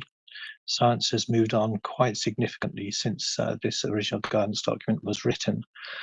And we are in the process of updating our guidance documents to take into account some of the latest scientific developments. But we are at various stages of developing 4 guidance documents. So already we see we are moving from 1 guidance document on terrestrial ecotoxicology through to 4 guidance documents. That gives you an appreciation, I hope, of the increasing complexity, but also the increasing knowledge in this area. The first of which was the bee guidance document, and Noah has already given you a good detailed description of the painful history so far of the development of a bee guidance document by the European Food Safety Authority. And indeed, as was already shared, we are at the point where we have an updated document that was finalized in 2023, for which we are still waiting for endorsement and therefore for the pass into use of this document. And I think, as with all of you, we hope that this will happen in the near future. Also, from this experience, I think we have learned quite a bit on the process of getting these methodological documents approved widely in order to have them implemented. And those lessons we're integrating into the development of our next 3 guidance documents that we're working on simultaneously. And these relate to a mandate, a question received from the European Commission last year. And these 3 guidance documents are on non-target arthropods, on soil organisms, and on non-target plants. And if we could move to the next slide, please. So just to touch on the bee guidance document, and to give you a flavor of the complexity that exists in a guidance document, which is aimed at protecting, in fact, very few species, but species of bees. And bearing that in mind when we talk about some of these wider, broader guidance documents, which are due to protect a much broader group of species or environments even, then I think that also gives you a feel for the complexity of the challenge we have in front of us. So the updated guidance document of 23 goes into quite a number of different aspects. So, for example, looking at multiple application methods for pesticides, so trying to account for how pesticides are used in the real world. Multiple exposure routes, as was already mentioned, for bees. And multiple exposure scenarios, and we work a lot with scenarios because we have to cover the whole of European agriculture, both geographically, but also in terms of crops and in terms of ways these crops are grown. So scenarios is the way to manage that huge complexity that we have to deal with. We've been looking at multiple bee groups in that we have multiple risk cases, so not only acute, but also chronic exposures and risks, as well as brood development. And there's also some specific issues that we've included in this. So, things like risk coming from time reinforced toxicity, from sublethal effects. So not just looking at, killing accidentally, if you like, bees, but also other effects that don't necessarily kill the bees, but have a significant impact on their health. The risk from metabolites, so breakdown products of pesticides, so looking at the whole life cycle of a pesticide after it's been applied to a field, and risk from mixtures, again, which was already highlighted, the real exposure to bees from residues of multiple different types of pesticides. So all those included in the 23 update on our guidance document for bees. And the next slide, please.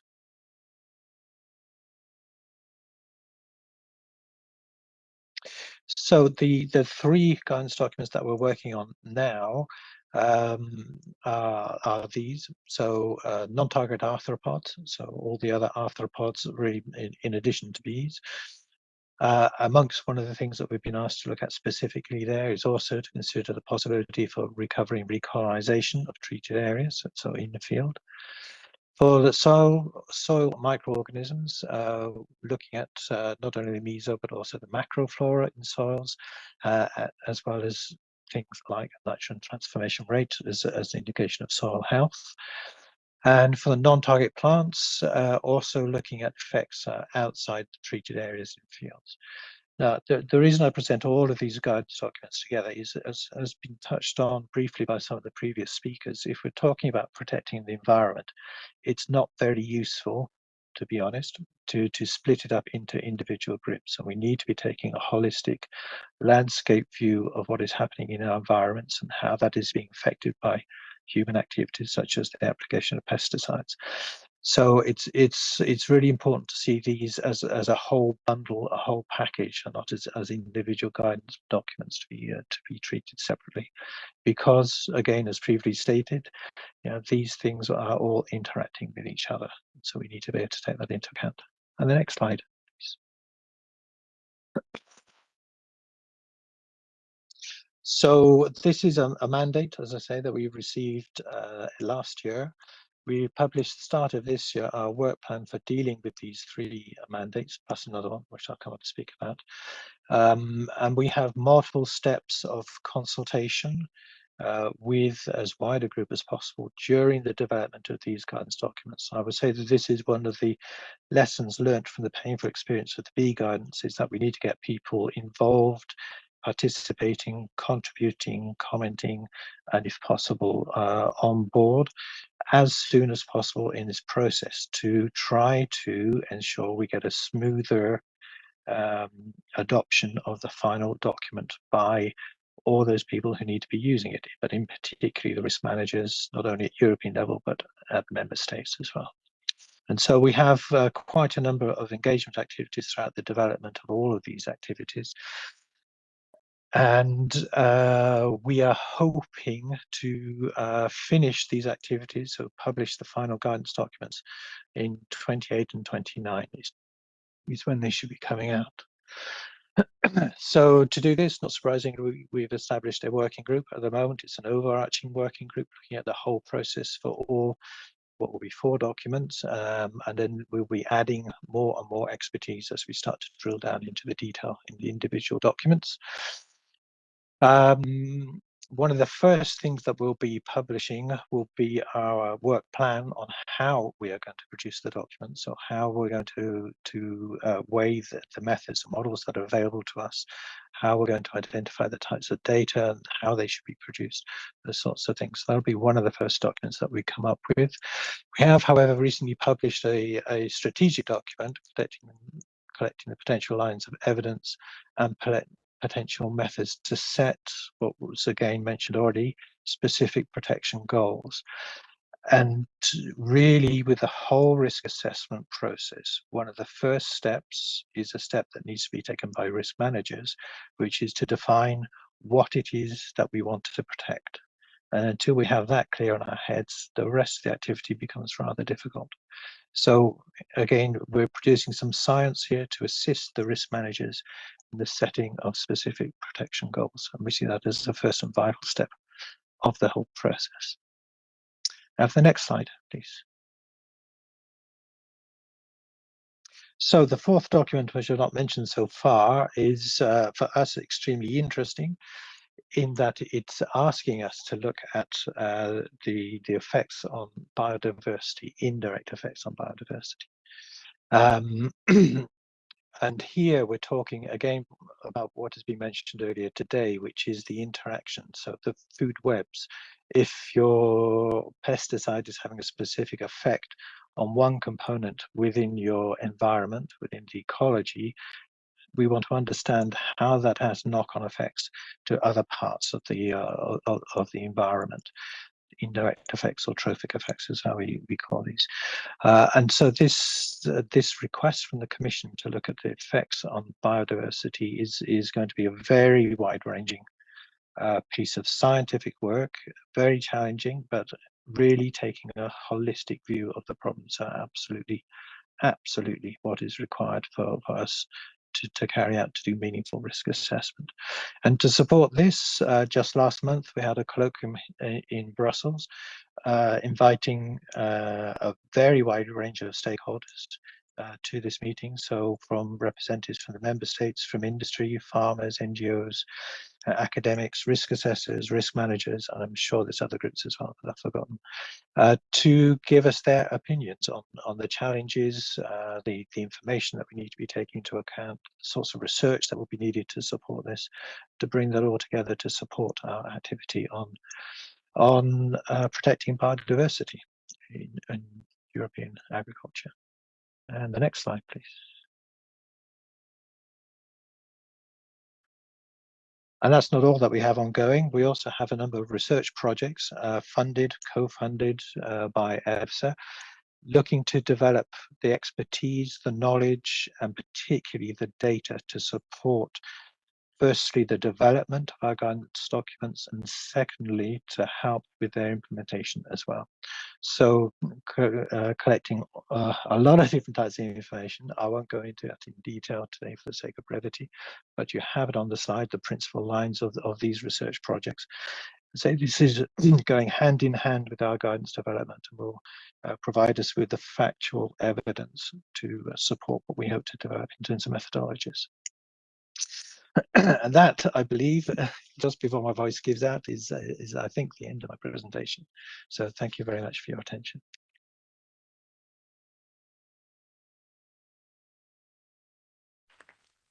Okay, thank you for that presentation.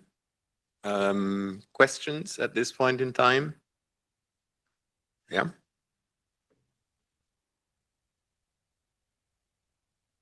Yes, Ludo Holsbeek again, Flemish government, environmental toxicologist. Congratulations to EFSA and all the people doing the work. We come a long way. I do remember that I was gladly part of the people killing some previous proposals where ecological significant effects needed to be shown to have a regulatory impact. Now, everything is there so that we can have a good regulation. Unfortunately, we don't develop new pesticides, which is a big gap on the other side. If we don't fill that gap, we will hardly be able to use them. And by knocking out only old pesticides, we will not have enough pesticides to do what we have to do. The question to EFSA now, in your tier approach, is it the idea to stop a pesticide if it's at tier 1 or at tier 2? Because if you move on to the higher levels, you don't stop a pesticide when it's clearly not okay. You move to the next tier and you don't stop it because you want to see the next step. And then you come on your field test where you're comparing the effects on beehives, and your number of beehives will never be large enough to have a significant effect. So if you have to stop it there to see an effect, you'll probably never have anything significant, which is a problem. How does EFSA tackle this at this moment?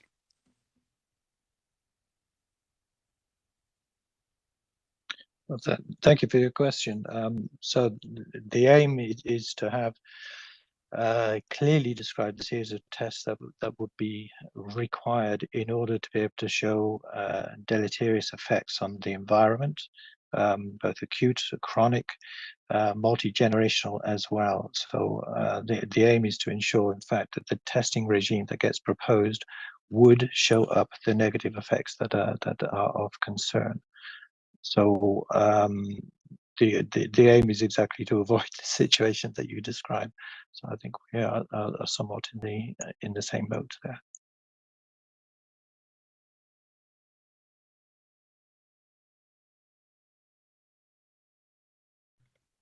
Okay, one more time. We have a specific question coming over the net. The question is, there is not only influence on terrestrial ecosystems, but also on freshwater systems. Is this also taken into consideration?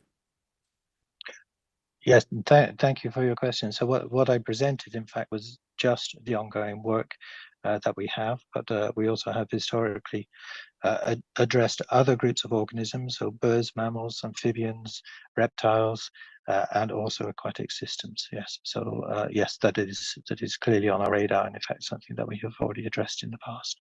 Thank you. Okay, any more questions here in the room?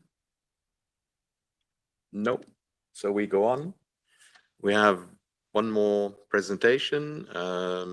Barbara Berardi, Senior Policy Officer on Biodiversity at PAN Europe, and she's going to talk about the urgent need for science-based and independent upgrade of the guidance documents.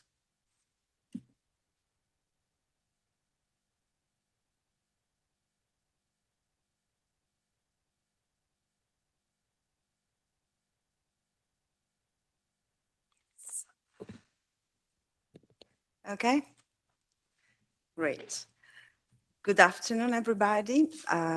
Today, PAN Europe would like to highlight some key issues that must be taken into consideration in the framework of the ongoing revision of the regulatory procedures to assess the risk of pesticides on non-target arthropods. That is the ongoing revision that EFSA is conducting on the guidance document for non-target arthropods. We would like to show some elephants in the room, because we can have all the science we want, unless these elephants are not addressed, we will be in trouble. So let's see if it is. Next slide, please. We have seen, thanks to the excellent presentations of the previous speakers, the importance of arthropods for ecosystems and our food production. We have also seen that these organisms, non-target organisms, are declining at an unprecedented and alarming rate. And that intensive agriculture and massive use of pesticides that it entails has been identified as a major cause of such a decline. However, we know that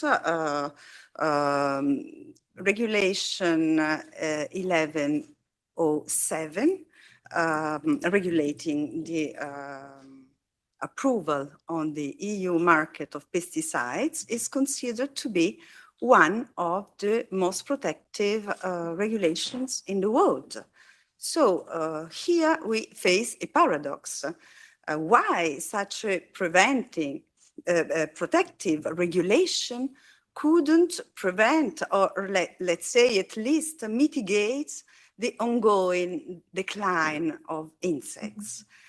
The answer is pretty easy. If the regulation is indeed a protective one, the regulatory procedures to assess the risks of pesticides on non-target arthropods, that is the guidance documents that are a key element to properly apply the regulation, are obsolete and insufficient, preventing compliance with the regulation itself. Next slide, please. So we have been knowing this since a long time. Already in 2010, member states were alerting on the need of revising these guidelines. And there is a general consensus, the scientific community, member states, EFSA, everybody agreed, but no progress was made till now. Now, finally, in June 2024, the Commission mandated EFSA to revise the guidance document on non-target arthropods. And to this end, EFSA has undertook a massive effort and launched several projects to address the well-known shortcomings of the current risk assessment scheme. However, certain pitfalls could undermine this massive effort and jeopardize the overall effectiveness of the revision and must be addressed. These are the elephants I was referring to before. We like to point in particular 3 of them. Next slide, please. The first one concerns the overall level of protection that will be established in the new risk assessment. We have already heard about specific protection goals. These are indeed very important. Let's remind that guidance documents must establish the level of acceptability of pesticide impacts on non-target organisms, that is, the maximum extent of effects that can be tolerated at population level following exposure to a substance. These are the SPGs. With regard to invertebrates, various options are utilized to establish the level of acceptability. In the current guidance document for non-target arthropods, the recovery option is applied. We have seen in the EFSA presentation that it's part of the mandate to consider the possibility of recovery or recolonization. What does it mean? It means that to make it short, that mortality in laboratory tests should not exceed 50% of the tested sample. That is already a lot, to be honest, but greater effects up to 100% are accepted if a potential for recolonization or recovery within 1 year is indicated by higher tier studies. However, the valuable scientific literature shows that current protocols to assess NTA's recovery are unrealistic and overestimate the resilience of populations. Recovery, indeed, can only be expected in specific and rare cases. Sometimes it will not occur at all, as it is the case with some neonicotinoids, for instance. And this is a very serious issue that needs to be accounted for in the ongoing revision. It will be useless to have good assessment procedures if a protection goal allowing high mortality rates is accepted, as it is the case now. Because let's be clear, only with a robust specific protection goal, we will be able to reverse the ongoing decline of non-target arthropods populations. Next slide, please. The second pitfall that we would like, potential pitfall that we would like to highlight is the use of the concept of ecosystem services for humans in risk assessment. This concept is criticized by a growing body of scientific literature because by reducing ecosystems to their instrumental value for humans, that is the very meaning of ecosystem services for humans, it misrepresents ecological dynamics and fails to capture the complexity of ecological interdependencies. This results in sidelining less tangible but ecologically vital processes, which are crucial for biodiversity preservation and ecosystem durability. The supply of multiple ecosystem services require biodiversity across spatial scales. We cannot protect biodiversity by only protecting ecosystem services, but the other way around is true. We can protect ecosystem services by protecting biodiversity and ecosystem processes and functions. This is the only way to guarantee strong, resilient ecosystems that can provide what humans need today, but also tomorrow. This is why Regulation 1107 does not mention ecosystem services, but considers biodiversity and ecosystems as a whole. In short, the ecosystem services for humans concept narrows, even contradicts the scope of Regulation 1107 and jeopardizes the long-term resilience of ecosystems. And next slide, please. The final risk that we would be evoke is the one, and this is a very important one, is the risk of overlooking conflict of interests during the revision.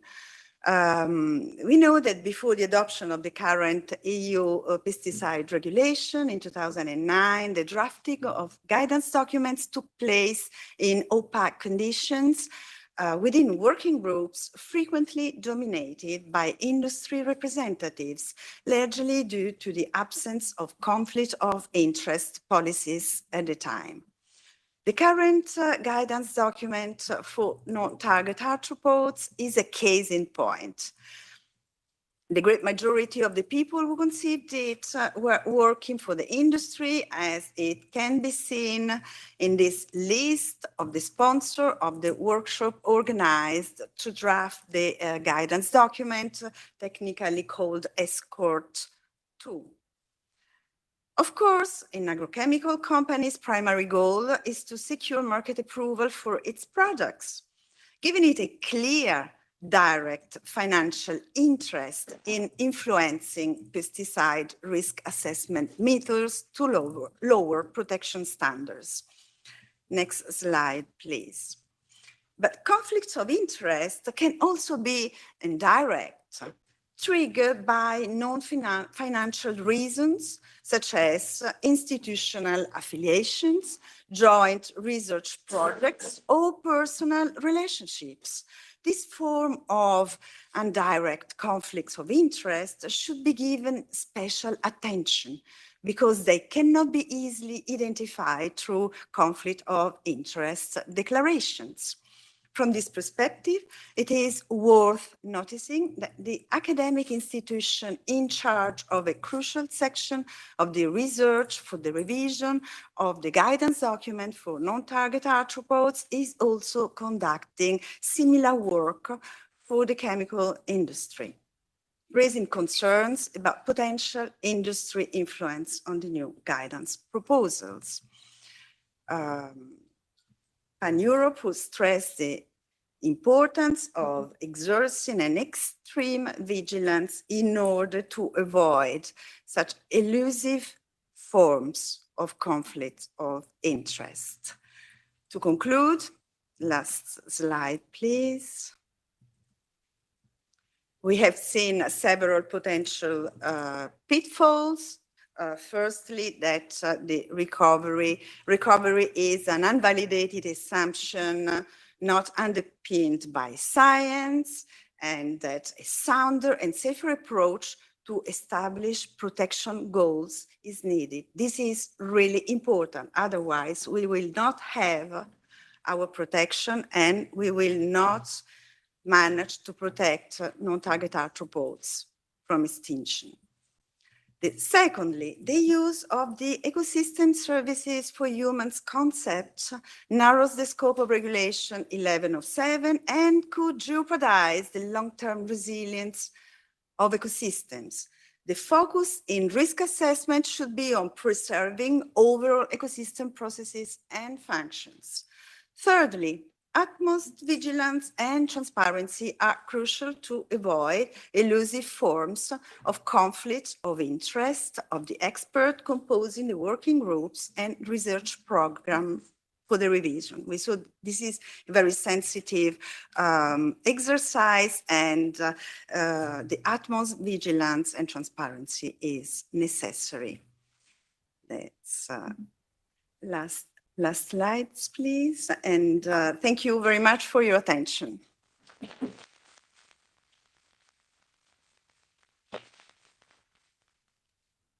Thank you very much.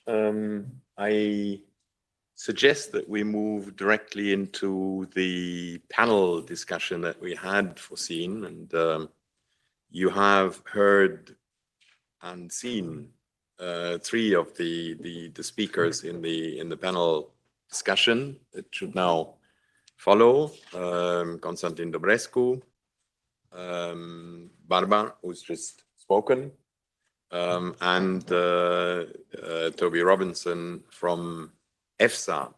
In addition, we have Marie-Pierre Chauzat, who has worked on biology and ecology, and headed the European Reference Laboratory for Honeybee Health since 2017.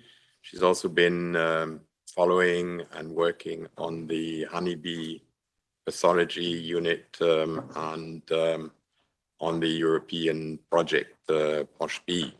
So these are the four people that we have on the panel, and the floor is open to questions that you may address on the panel.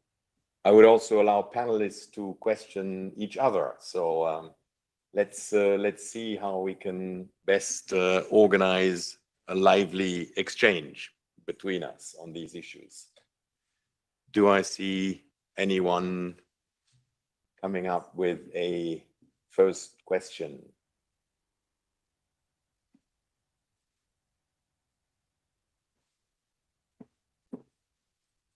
I mean, it's true, we have had a solid sequence of presentations. So perhaps let me tease the one speaker who hasn't had the floor yet and ask Marie-Pierre Chauzat, what do you think could be the main findings of the POSH-B project, and how could that be transformed into concrete action to protect bumblebees? That's a tricky one. Thank you. POSH-B project was very, very vast project with a lot of information gathered, a lot of results. There is a very interesting tool produced by POSH-B. It's called Policy Briefs. These tools are very helpful for anyone who wants to understand the results of POSH-B. They are summarizing the different results from the field to the lab, as Mark Brown said earlier, and it encompasses all the published result and the application on policy. I would like to go back a bit on the discussion we had this morning about pesticides. We have seen how pesticides are evaluated in terms of risk. We have seen that the application in terms of the regulation is difficult. And the questions raised this morning were, one of the questions was, why are we still using pesticides as much as we do?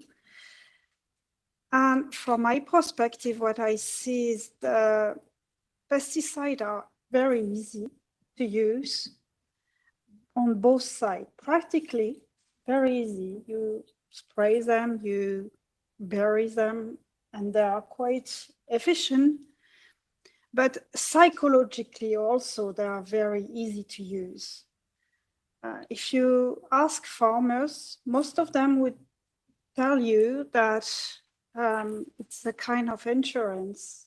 They have been taught to use them daily in their practice, and this is a key to reach the decrease of using pesticide. To me, there is a whole work on these two issues: how to avoid to use pesticides from practical points to cultural points. Politics can provide us a solution on that, but also I think sociology can provide us data on that.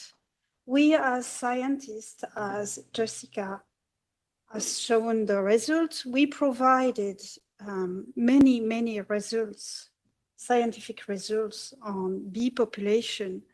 Now we might maybe need results also on habits, practical habits of farmers, and how we can modify them in the context of European law and in the context of European conception.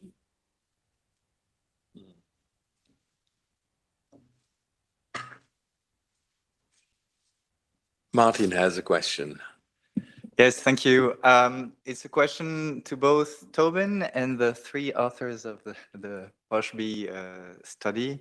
Bumblebees are interesting because they live in small boxes.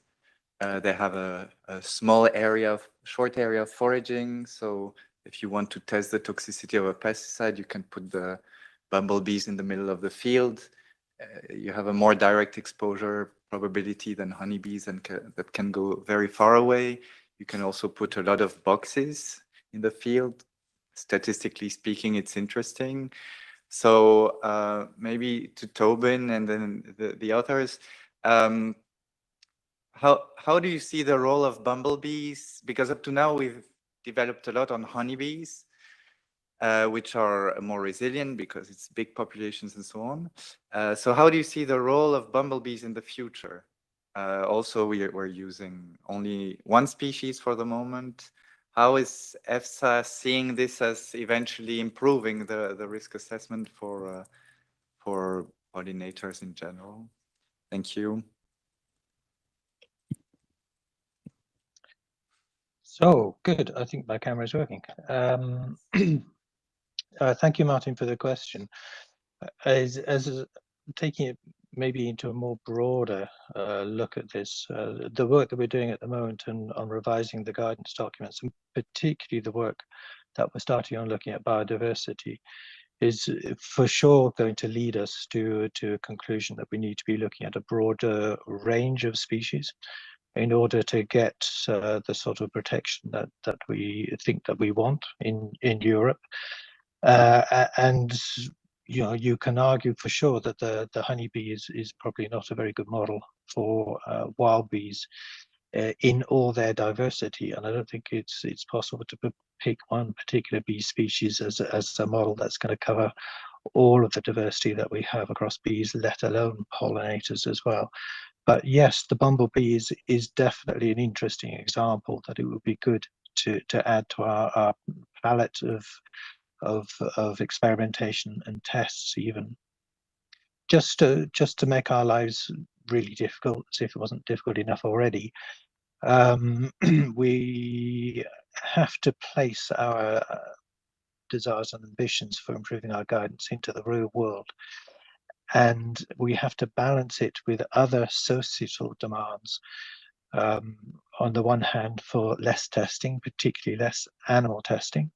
And even if some people may not find the bumblebees as cuddly as mice and rats, nevertheless, it is something that we have to take into consideration as our responsibility on being careful on proposing more animal testing, being sure that we get the maximum value and the maximum scientific meaning out of whatever animal experiments that we may be proposing in the future. And nevertheless, we also have to keep in mind, and this is certainly a less popular aspect, but it's nevertheless a real one, the impact on Europe's industry and innovation as related to agriculture in this particular instance. And we have to acknowledge the need to support farmers in producing food for a cost that European consumers want to pay. And that means not putting undue barriers in the way of innovation for producing additional tools for the farmers to use in protecting their crops. Now, I'm not saying let's go easy on industry, I'm just saying let's make sure that we don't kill the innovation that would lead us to an agriculture that has less pesticides. Thank you.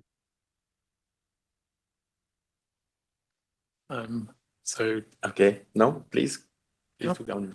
So just to follow up on the question, I think one of the things that we've talked about coming out of those POSHPI results, and Jess also talked about it earlier today, is this concept of post-monitoring. And this is something we do with human medicines, right?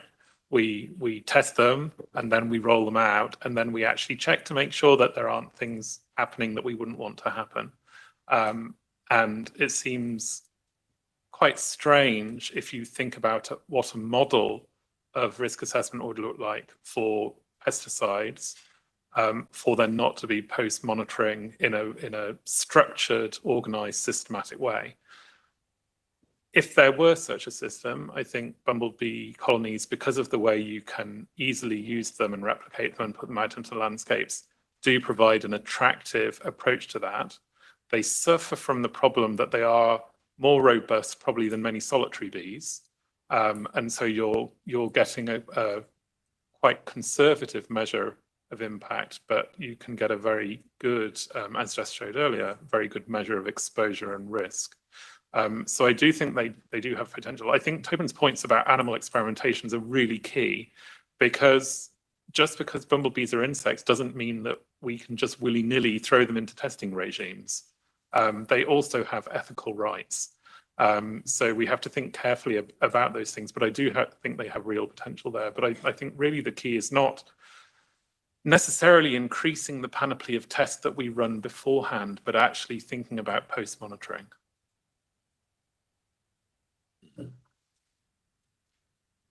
Interesting elements, and I think we're going to have to pursue some of these points. But I have a question. Yeah, thank you. I would have a follow-up question in relation to the choice of the indicator species, which was basically already we started on in the discussion on the bumblebees, because I mean both the honeybee and the bumblebee share a common feature, and this is that the only reproductive specimen, or the only reproductive individual in the colony is almost never flies out, is well shielded, and all the exposed basic workers, they if they die or if they're strongly affected, these effects will hardly or only to a limited extent affect the reproductive capacity of the entire colony. So in that sense, the question is whether these are really suitable indicator species. So, and that leads me to the question: what is a suitable indicator species for non-target arthropods? So how should we? I fully appreciate that. Of course, we have to minimize somehow the costs for the industry and to reduce the administrative burden. But which criteria should guide us in the wise selection of the indicator species? Should it be species that are particularly threatened by extinction because of pesticide pressure, potentially? Or should it be species that are particularly, I would say, vulnerable because they have more limited capacities to recolonize sites that have been affected by pesticides? Or should it be species that are found everywhere, they're very common, and that are most likely the most robust species because they managed until today to survive the pressure from pesticides? And I'd be very much concerned if the choice would go for the latter, even though these would be the species that are basically always or most typically exposed to pesticide treatments in a standard situation. So what are the best criteria for selecting an indicator species? Thank you. Yes. Do you want to take it up? Yeah. I think one way could be to look at the ecological traits of the species to make sure, to focus in on their lifestyles, to focus in on species that may be particularly vulnerable in certain situations. So, for example, an indicator species that we know nests underground, so we can look at soil exposure. An indicator species that we know forages early in the season, so we can look at our early season exposure, that type of thing. So it's not really an answer, but it's a way of prioritizing how we could select indicator species. Yeah, I think maybe Noah might want to follow. No. Yes, Barbara? Oh, sorry. Will, yeah? I just would like to add one precision, that is, it's true that we should limit animal testing as much as possible, but for the time being, we have witnessing a kind of real-world animal testing for arthropods. We are testing directly on all the populations of arthropods, our products that are not well tested before, and so they arrive directly on populations. So we should think, first of all, think how to avoid this real-world animal testing, and then also try to avoid further animal testing in labs. That's it. Just to follow up on... There is a person over there. Yeah, but you wanted to answer directly, I suppose. Just directly, if that's okay. I think that's where post-approval monitoring could be hugely effective, this kind of monitoring following up very annually, for example. But the important thing there is that you have this feedback into the regulatory system. So that kind of real-world testing actually helps us. We move on and we develop new things. We have to be adaptive. Without that, there's no point, and we don't use those results properly. I also see Tobin nodding a lot. It would be, do you want to add a very quick response before we take up another question? Yeah, please. Just two super quick points. So one, we have a tiny bit of post-market information coming back to us, which is on the amount of residues that are being found in the environment and on food products as well. And that gives us a little bit of information already to see whether the exposure part of our predictions on the results of having these pesticides used are actually coming true or not. But that's only a little part of the story, but at least we have that. More would be absolutely fantastic. Second thing about the choice of best test species, and again, it comes back to what is it that we want to protect? And I think we have to have that clear in mind to help us choose the best test species to enable us to ensure that protection. And a very fundamental question is, are we trying to protect the diversity as it exists today in this heavy industrialized agricultural environment that we have? Or is there something else that we want? Do we want to encourage recovery in some instances? So again, clarity on what we're protecting helps an awful lot with all the aspects of the risk assessment, and indeed starting with test species. Thank you for that. And then the question on the left here. Yes, my name is Nina Holland from Corporate Europe Observatory.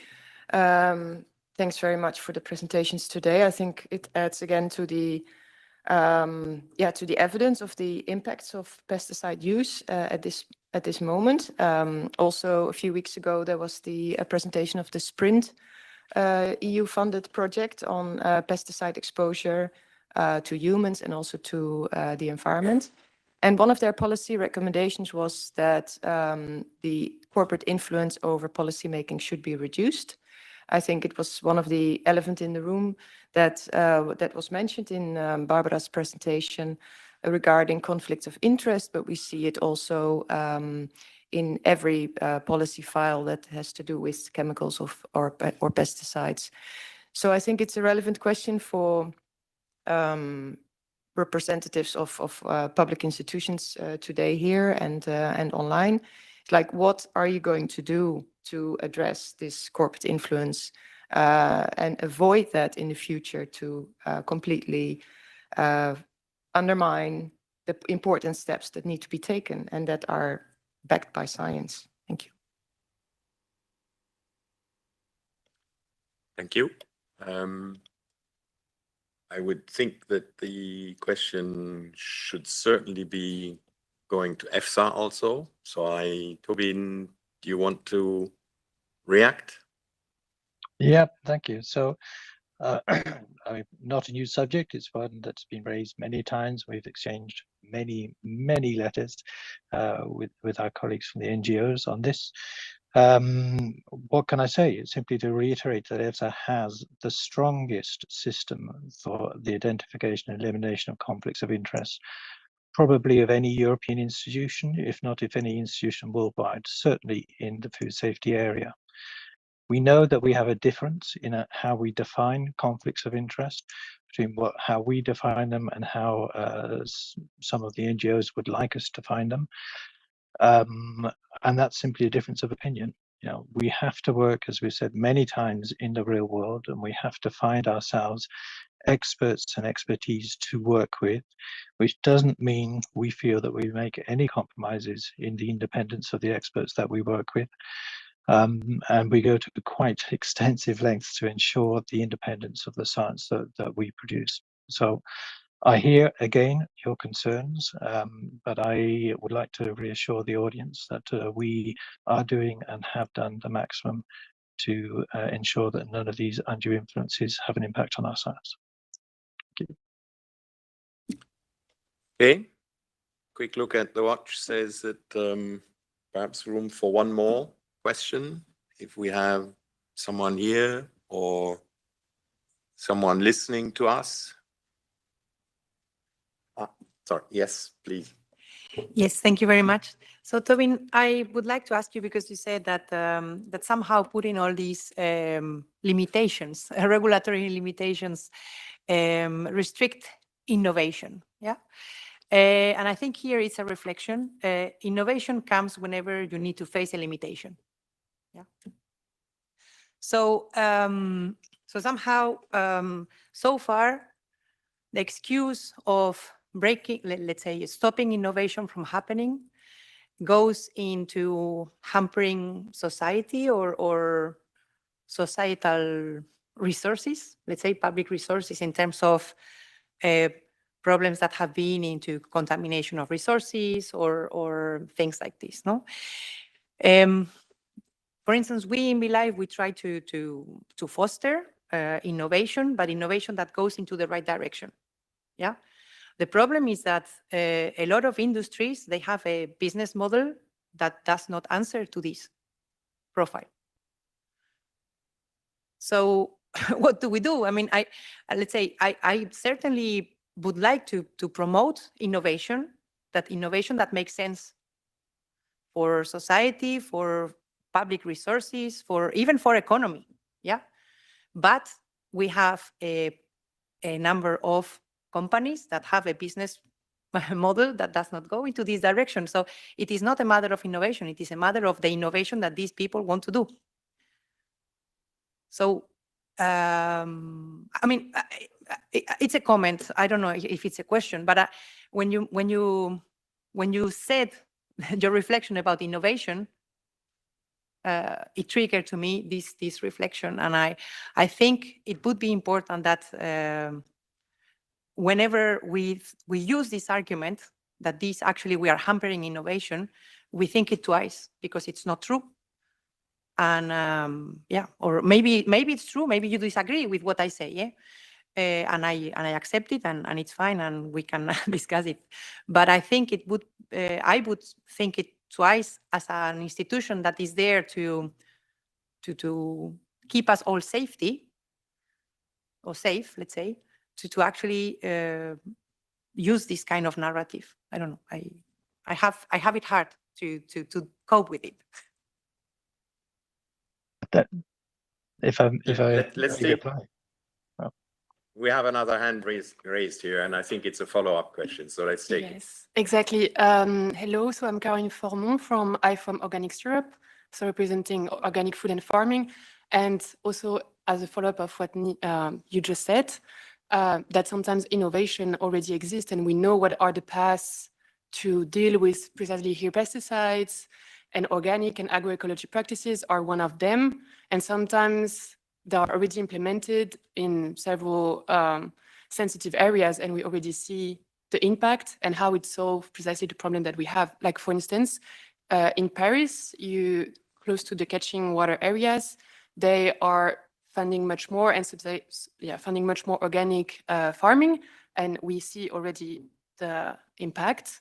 And this also have impact economically wise, because we know that also the economic cost of pesticides are very heavy when it comes, for instance, to water. And so, yeah, in this case, it really helps to work at the basics of the problem rather than at the end when we need to deal with water problems and pollution. So just added that innovation sometimes, as I think we hear in the European bubbles, it's always with new technologies and new things that we need to create, when a lot of the times we already have a lot of paths to do that.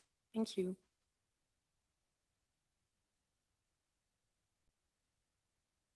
Oh, sorry. I was just trying to get Tobin to react to these two latest interventions. Very happy to. So Noah, thank you very much for your question. It allows me to clarify the point I was apparently badly making. And the point is that we want to ensure that the regulatory pathway is not only accessible to the biggest multinational companies. We want to ensure that we have a regulation that is accessible to all innovators, big or small, and so that we get a good input of ideas into the system, and not just a very few large chemical companies having a privileged access to getting new products assessed. That's really the thrust of what I wanted to say, is to make things sufficiently simple that we get as many new ideas coming in. It's in parallel, separate to, of course, assuring the same levels of safety that we have for anything that's allowed onto the market. That, of course, is a non-negotiable.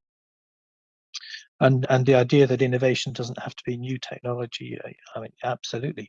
We adhere strongly to the principles of integrated pest management, and integrated pest management will be using, to a large degree, very traditional farming techniques, well applied to ensure proper control of pests and diseases.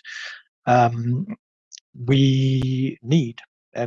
needs to be part of this solution to the agricultural challenges that Europe faces. And that means ensuring that farmers have as many options, safe options, available to them as is necessary to control pests and diseases, to produce food in a sustainable and affordable way for Europeans, for Europe's consumers. That I think is a pretty fundamental idea that at EFSA we try to keep clear in our heads. But I hope that reassures you. Thank you. Okay, thank you very much. I think we're coming to conclusion phase of today's work. I think we've had a really interesting exchange on those issues.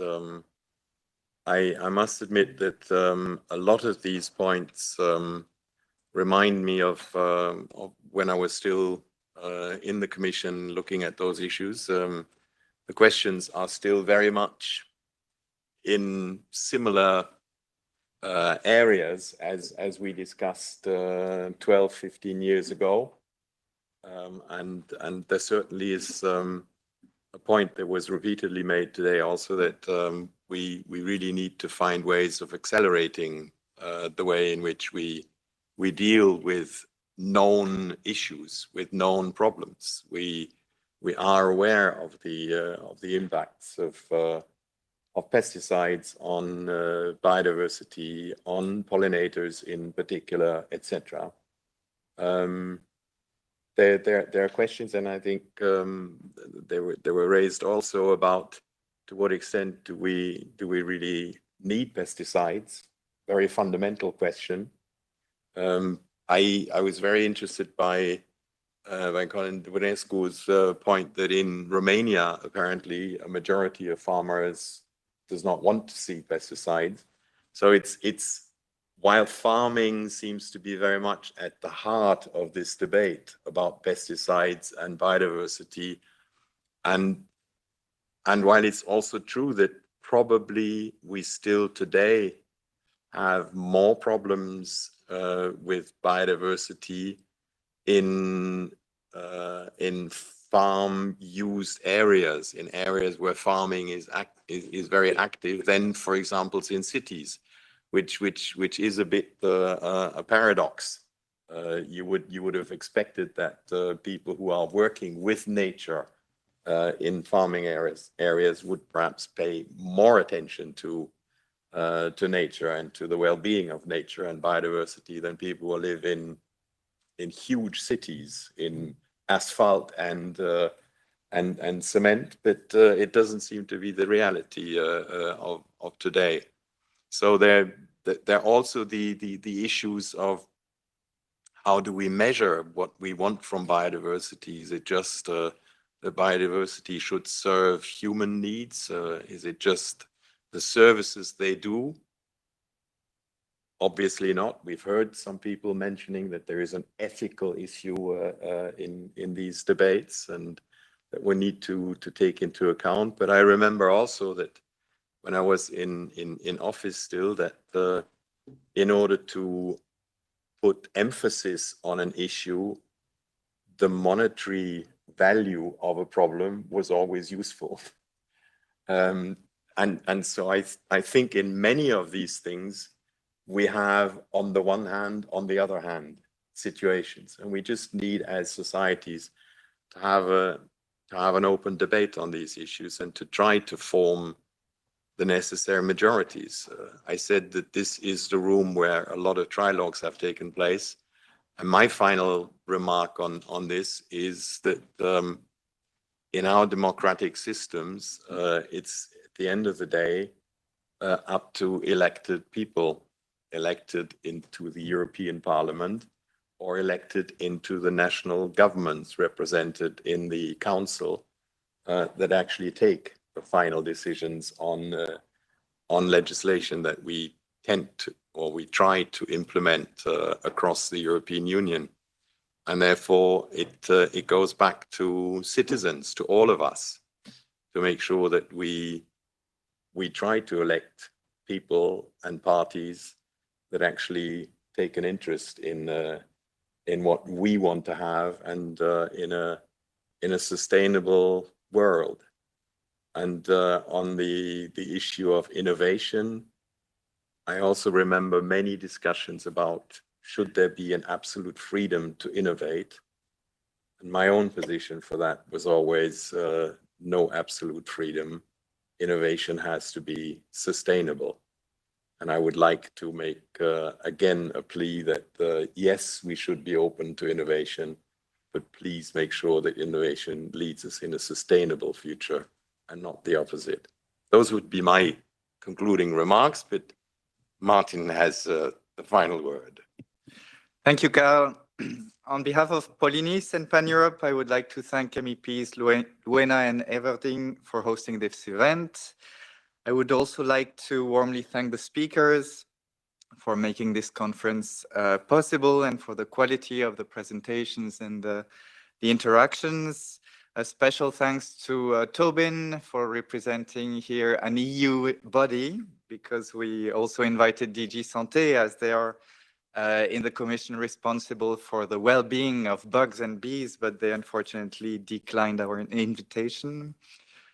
Today we have heard about the importance of preserving our arthropod populations in natural areas, but also in agricultural areas.